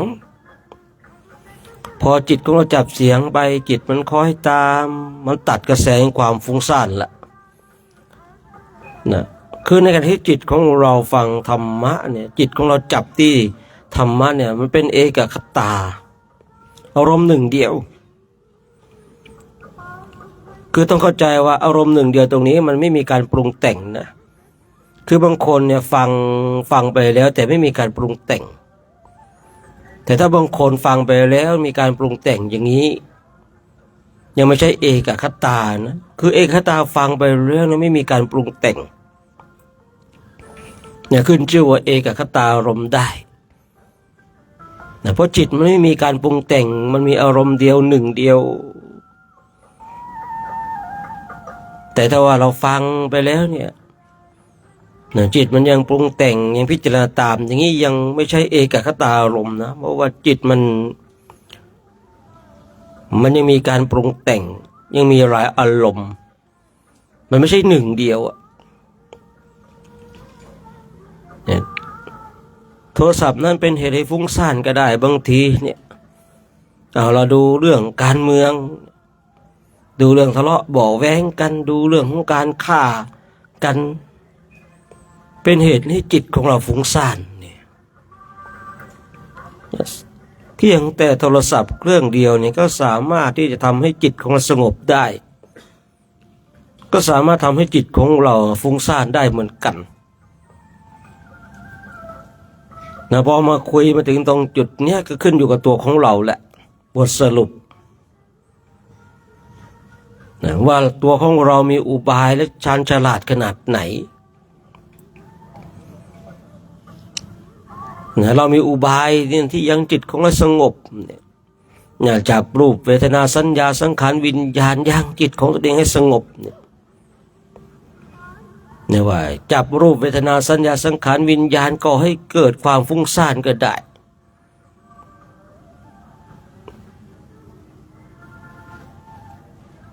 ทุกสิ่งทุกอย่างบนโลกเนี้ยทุกสิ่งทุกอย่างเหมารวมทั้งหมดเลยว่าก่อให้เกิดความสงบก็ได้ก่อให้เกิดความฟุ้งซ่านก็ได้คราวนี้ขึ้นอยู่กับจิตของบุคคลนั้นเองว่าเป็นเช่นไรเราเนี่ยเอาเล่นโทรศัพท์เราฟุ้งซ่านเราก็คิดว่าคนอื่นฟุ้งซ่านเหมือนกับเราก็เลยโทษโทรศัพท์ว่าโทรศัพท์เนี่ยเป็นเหตุให้เราเนี่ยเกิดความฟุ้งซ่านพอเห็นคนอื่นเล่นโทรศัพท์เราคิดว่าคนนั้นก็ฟุ้งซ่านเหมือนกับเราเล่นเหมือนกันนี่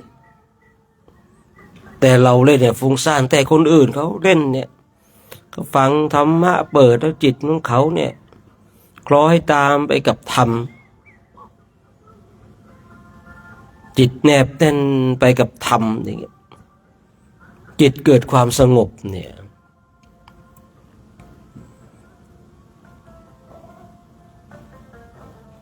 บนโลกนี้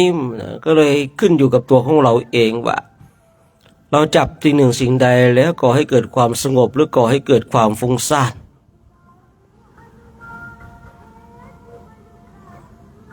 ไม่ขึ้นอยู่กับบุคคลอื่นเลยขึ้นอยู่กับตัวของเราเองอย่าเรามานั่งภาคเพียรภาวนาฝึกฝนอบรมกันเนี่ย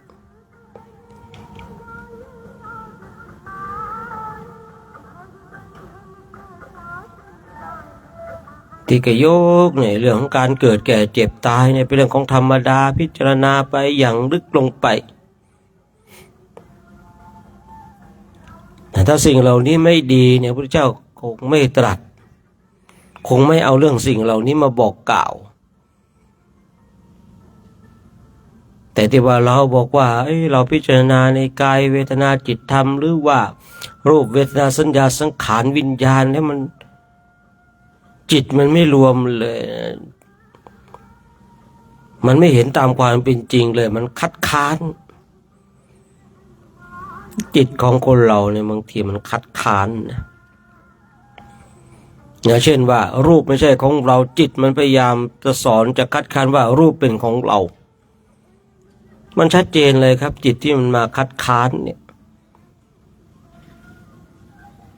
เราพยายามที่จะละในรูปนี้แต่จิตเนี่ยมันก็บอกให้เรายึด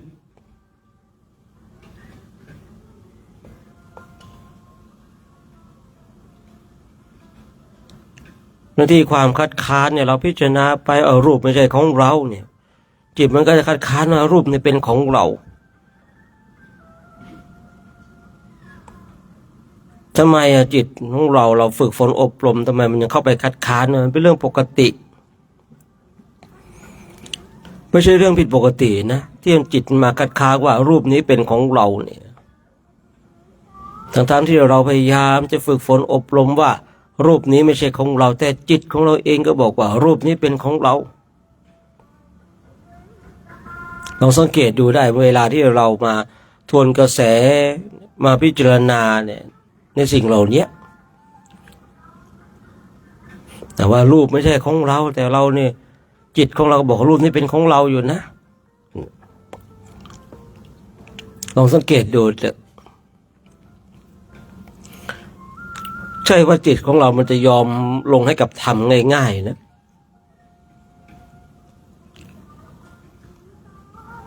แล้วบางทีเนี่ยจิตกว่ามันจะยอม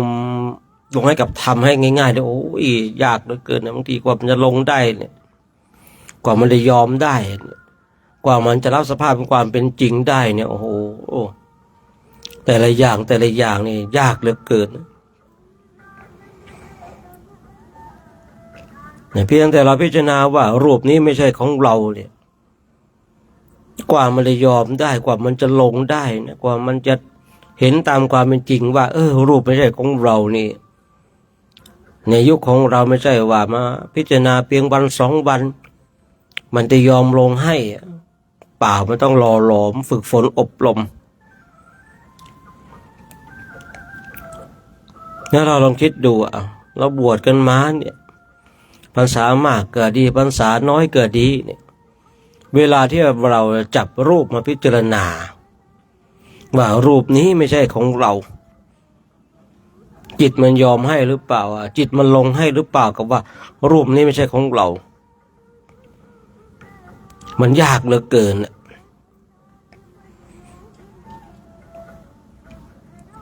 อาจจะมีบางวันมันเห็นตามความเป็นจริง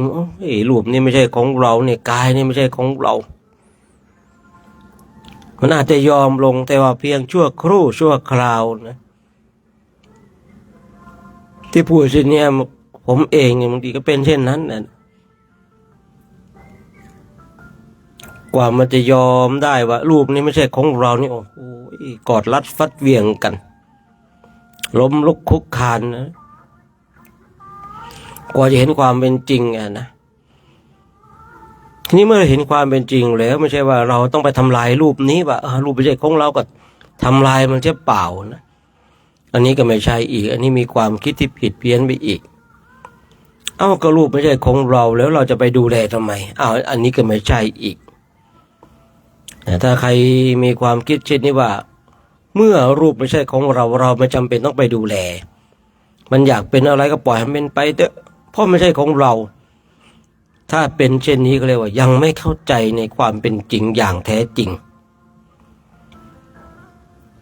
คือมีบางคนบางท่านเนี่ยพอได้ยินว่ารูปไม่ใช่ของเรา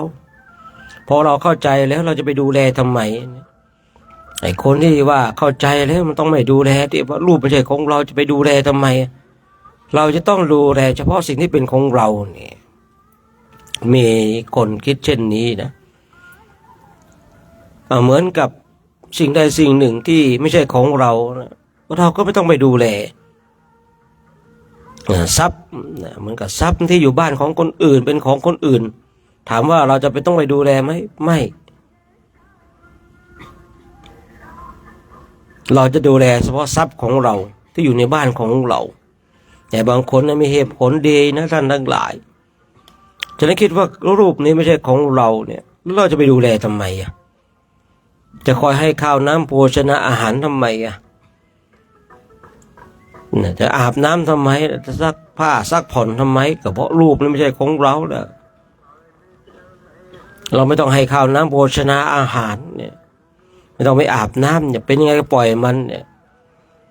แต่บางคนก็มีความคิดเช่นนี้ว่าเข้าใจว่าคิดว่าตัวเองเข้าใจแล้วแต่ไม่เข้าใจ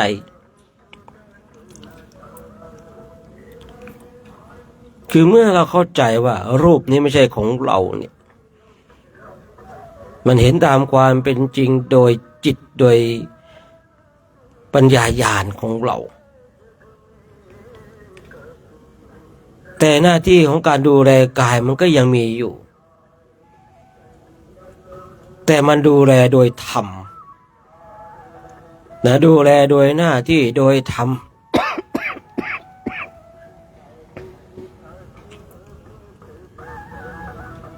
ดูแลโดยปราศจากกิเลสเนี่ยแต่ถ้าว่าเราเนี่ยเขาไปยึดมั่นถือมั่นว่ารูปนี้เป็นของเรามันเข้าไปดูแลโดยกิเลสโดยตัณหาไปบำรุงบำเรอในรูปนี้เนี่ยในการที่เราได้พิจารณาย้ำเตือนกันบ่อยๆมันก็จะเป็นเครื่องคลายความยึดมั่นถือมั่น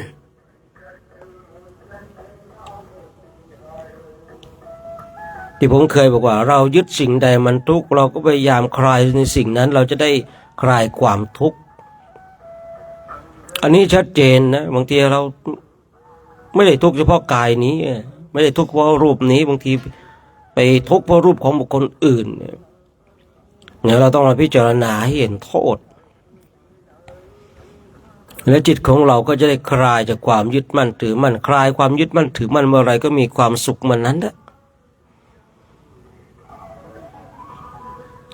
ยึดสิ่งใดก็ทุกข์เพราะสิ่งนั้นนะไม่ยึดกับสิ่งทั้งหลายก็ไม่ทุกข์ถ้าใช้คำว่าไม่คาดหวังชีวิตของเราถ้าไม่คาดหวังก็จะมีความสุขมากขึ้นแต่ถ้าเราไม่คาดหวังเลยก็ไม่ได้แต่ถ้าว่าคาดหวังมากเกินไปเนี่ยจนเกินขอบเขตมันก็จะไร้ความสุข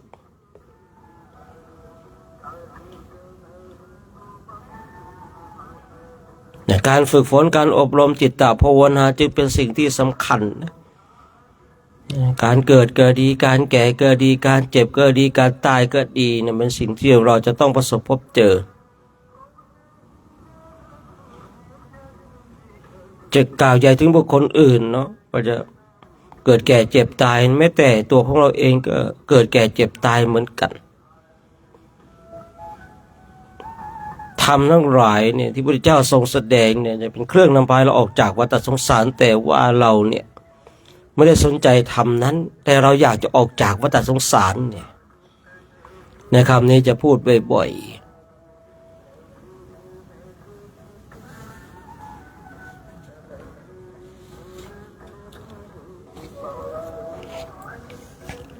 ฉะนั้นเรามาฝึกฝนมาอบรมมาบ่มนิสัยกันมาภาคเพียรภาวนาไปยังจิตของเราให้สงบยังจิตของเราให้เบิกบาน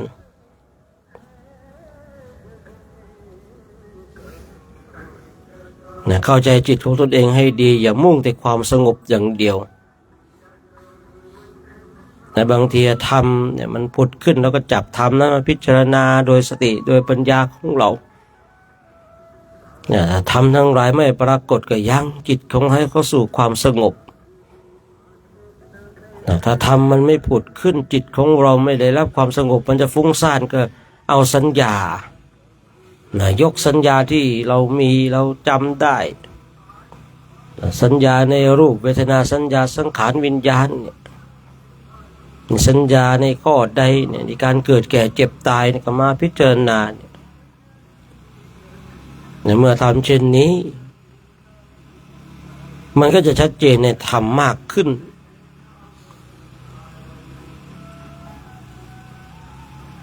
เราอย่าคิดว่าเราพิจารณาเพียงครั้งเดียวมันจะชัดเจนเนี่ย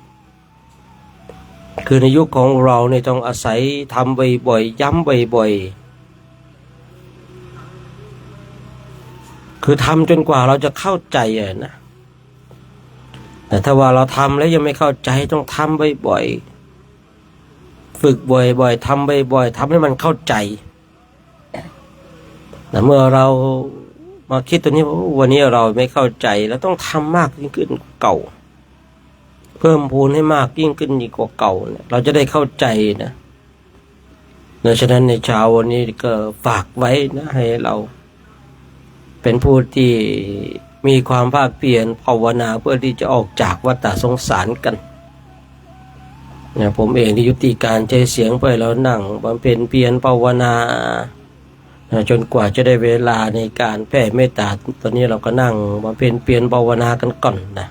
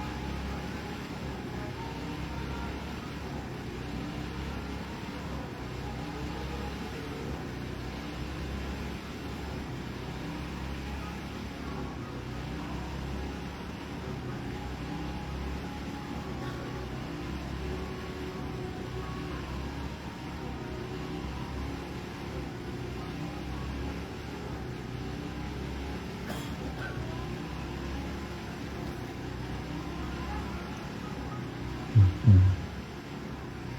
าจะทำภาวนาในช่วงเช้าของวันนี้จะสมควรแก่เวลา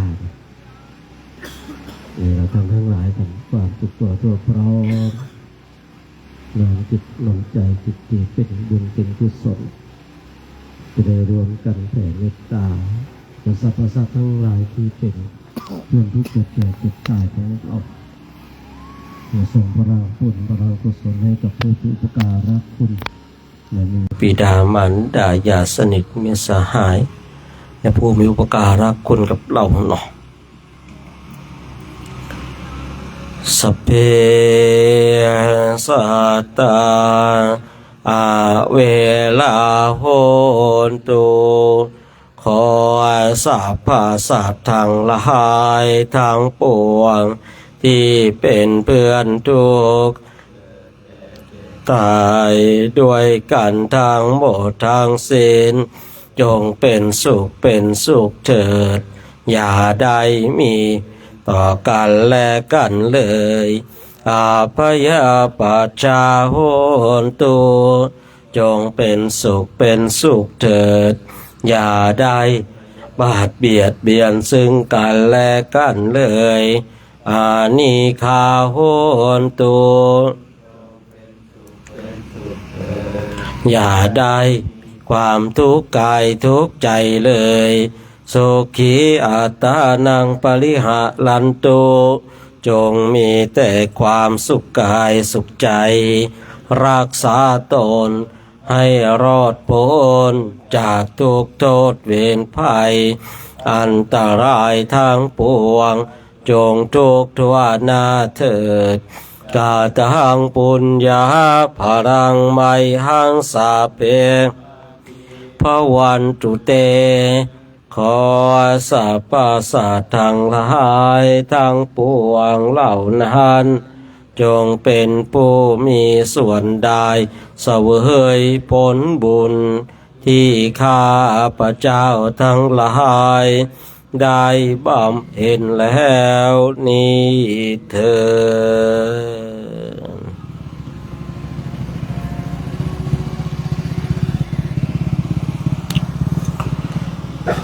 เจ้านี้ก็ต้องขออนุโมทนาสาธุการกับเราท่านทั้งหลายกันได้มาร่วมกันทำวัดสวดมนต์เจริญธรรมกรรมฐานในช่วงภาคเช้าของวันนี้ซึ่งเช้าวันนี้เราก็จะได้ออกแต่เช้าอีกวันหนึ่งเหมือนกันนะออกเช้าบ้างออกสายบ้างก็ว่ากันไปเนาะ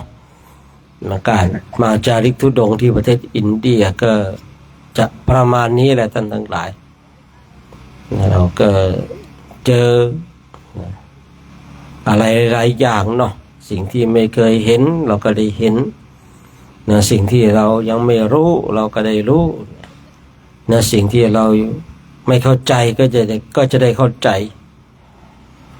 ในเส้นทางสายธรรมของเราที่เราได้ภาคเพียรบากบั่นมาจนมาถึงที่ประเทศอินเดียเนาะกล่าวของเราเพื่อบุญเพื่อกุศลกันกล่าวของเราเพื่ออริยมรรคอริยผลกล่าวไปให้ถึงเส้นชัยในสิ่งที่เราปรารถนามีอะไรก็ช่วยเหลือกันอนุเคราะห์กันสงเคราะห์กันทำตามวินัยเมื่อเราสงเคราะห์กันตามวินัยแล้วชีวิตของเราก็จะมีความสุขอยู่ด้วยกันก็ให้มีความสามัคคีเป็นน้ำหนึ่งใจเดียวกันปองดองกันไม่กล่าวร้ายว่าร้ายซึ่งกันและกันอยู่ด้วยกันก็ถ้อยทีถ้อยอาศัยเพราะว่าเราต้องตั้งจิตของเราให้ถูกว่าเรามาเอาบุญเรามาสร้างบารมีเนาะมาสร้างมิตรเราไม่ได้มาสร้างศัตรูเราไม่ได้มาทำลายสิ่งอื่นๆเรามาสร้างบุญสร้างบารมีมาเดินตามรอยพระพุทธเจ้าและมีโอกาสดีกว่าบุคคลอื่นเราก็ทำสิ่งที่ดีให้มากยิ่งขึ้นไปเพราะถ้าเราไม่ทำแล้วใครจะทำให้กับเราเราก็ต้องทำด้วยตัวของเราเอง ยิ่งช่วงเช้านะเราตื่นมาเนี่ยบางทีมันก็ว่าเนาะหลายอย่างเหลือเกินเราก็ร่วมกันนะสร้างสรรค์สิ่งที่ดีงามเมื่อวานเองที่ได้ชักชวนท่านทั้งหลายได้ร่วมเป็นเจ้าภาพสวดพระอภิธรรมนะพ่อของสมณเณรเบิร์ตเนาะนะคือโยมศรีลีวันเนาะน่าจะถูกอยู่นะก็ได้ตีเป็นเงินกีบแล้วประมาณ10 ล้านกีบนะได้ประมาณ10 ล้านกีบนะเมื่อวานนะเราก็ด้วยช่วยกันเนาะเพราะว่าคืออะไรที่ช่วยกันได้เราก็ช่วยกันไปอะไรที่พอที่จะอนุเคราะห์ได้ก็อนุเคราะห์กันเนี่ยสิ่งนะสมเด็จเบิร์ตเองเขาก็มาร่วมโครงการกับเราเนี่ยเนาะมาอยู่ถึงตัวจะไกลนะแต่เราก็ส่งทั้งใจส่งทั้งปัจจัยไปช่วยนะเท่าที่จะทำได้นะครับผมนะเท่าที่จะทำได้เนี่ยนะเพราะว่าเราเดินทางมาที่นี่ก็มาค้นขวายเนี่ยมาเก็บเกี่ยวมากอบโกยบุญกุศลเนี่ย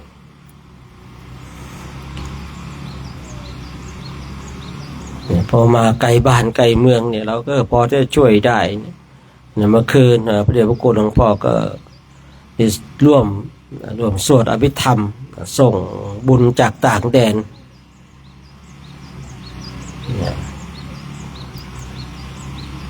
เนี่ยเราทั้งหลายก็ได้ร่วมกันสวดกัน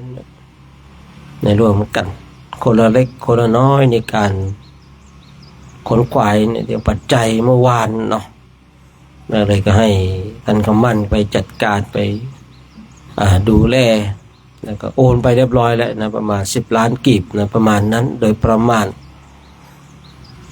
อย่างนี้ก็ต้องขออนุโมทนาในจิตเจตนาอันประกอบไปด้วยกุศลนะของเราทั้งหลายกันนะที่เราเป็นผู้ที่สร้างบุญและบารมีนะสร้างเหตุสร้างปัจจัยอะไรที่เป็นบุญเราก็ทำกันไปเถอะอะไรที่เป็นบารมีเราก็ทำกันไปเถอะวันนี้มันอาจจะยังไม่ส่งผลแต่ผมเชื่อว่ามันส่งผลแน่นอนนะไม่ช้าก็เร็วบุญที่เราทำบารมีที่เราสร้างมันส่งผลให้กับเราไม่ช้าก็เร็วนะทีนี้ก็ต้องขออนุโมทนาโมทนาสาธุการกับเราท่านทั้งหลายกันในเช้าวันนี้หลังจากที่เรากราบพระไหว้พระเสร็จก็เหมือนเดิมนะครับเหมือนเดิมนะพอทางโรงครัวก็เสร็จตั้งโต๊ะแล้วนั่นนะตั้งอาหารแล้วนะเพราะว่าวันนี้ก็23 โลนะ23 โลนะก็ไกลพอสมควรนะครับผมแต่ถ้าเราออกเช้าก็ไม่น่าเป็นห่วงนะแต่ถ้าออกสายเลยมืดแน่นะมืดแน่ฉะนั้นเราหลังจากที่เรากราบพระไหว้พระเสร็จก็ดูว่าเราของถุงบิ๊กแบกกันเนาะเต็นท์ก็เอาไว้งั้นก่อนเดี๋ยวเต็นท์ให้เก็บที่หลังเพราะว่าเอาไว้ปิดไว้บังไว้ปิดไว้บังข้าวของเครื่องใช้ของเราได้นะ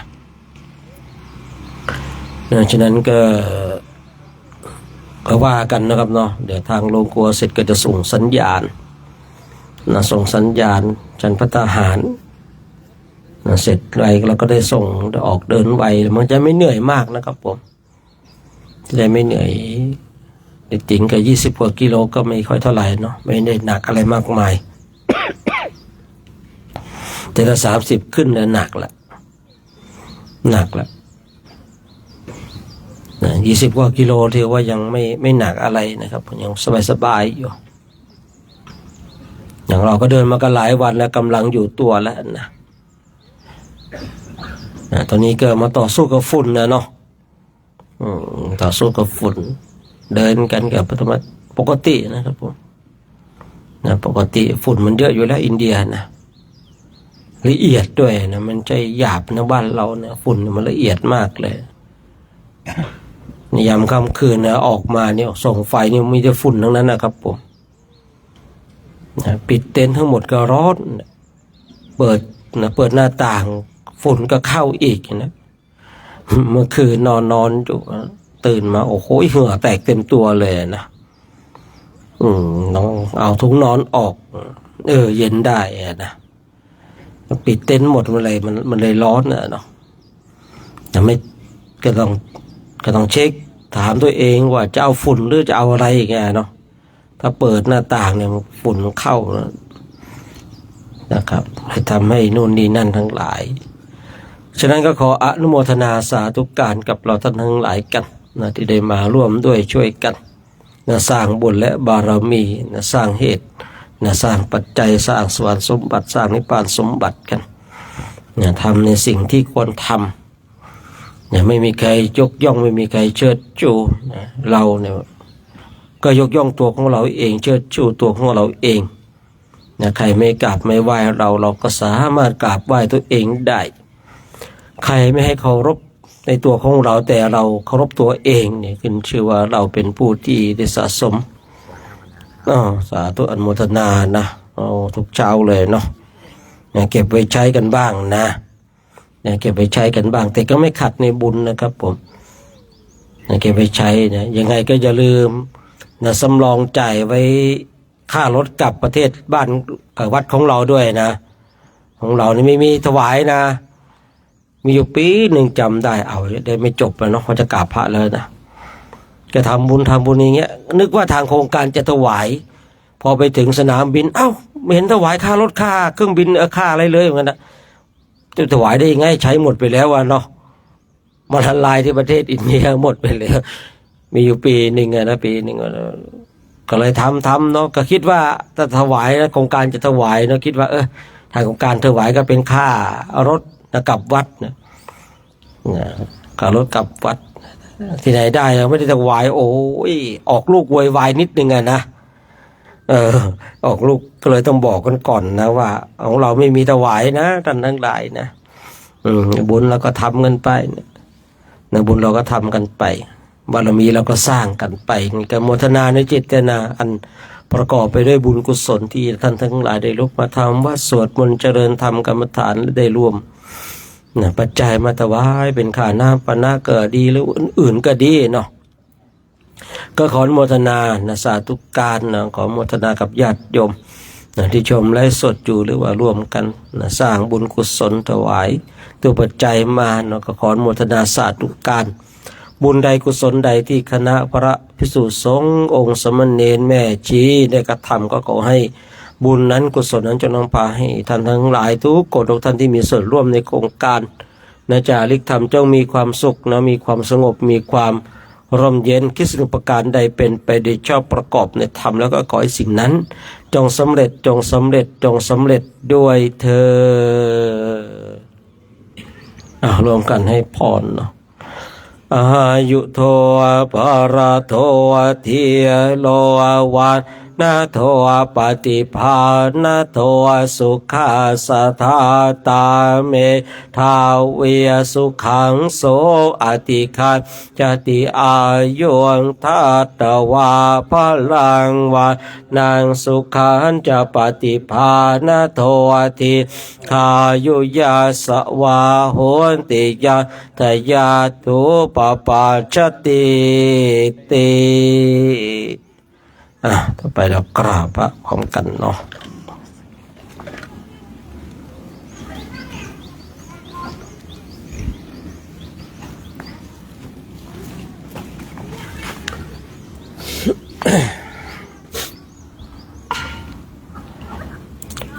อะระหังสัมมาสัมพุทโธภะคะวาพุทธังภะคะวันตังอภิวาเทมิสวากขาโตภะคะวตาธัมโมธัมมังนามัสสามิสุปฏิปันโนภะคะวะโตสาวกสังโฆสังฆังนามามิ มหาตาปิโตคุณังอหังวันทามิคุโรปัชฌา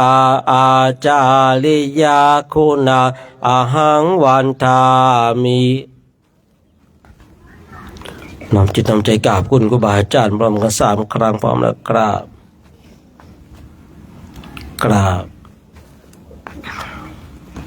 กราบ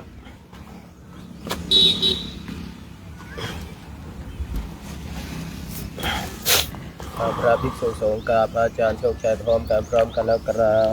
บ สาธุนะ กราบกราบ สาธุนะสมณเณรแม่ชีพร้อมแล้วกราบกราบกราบ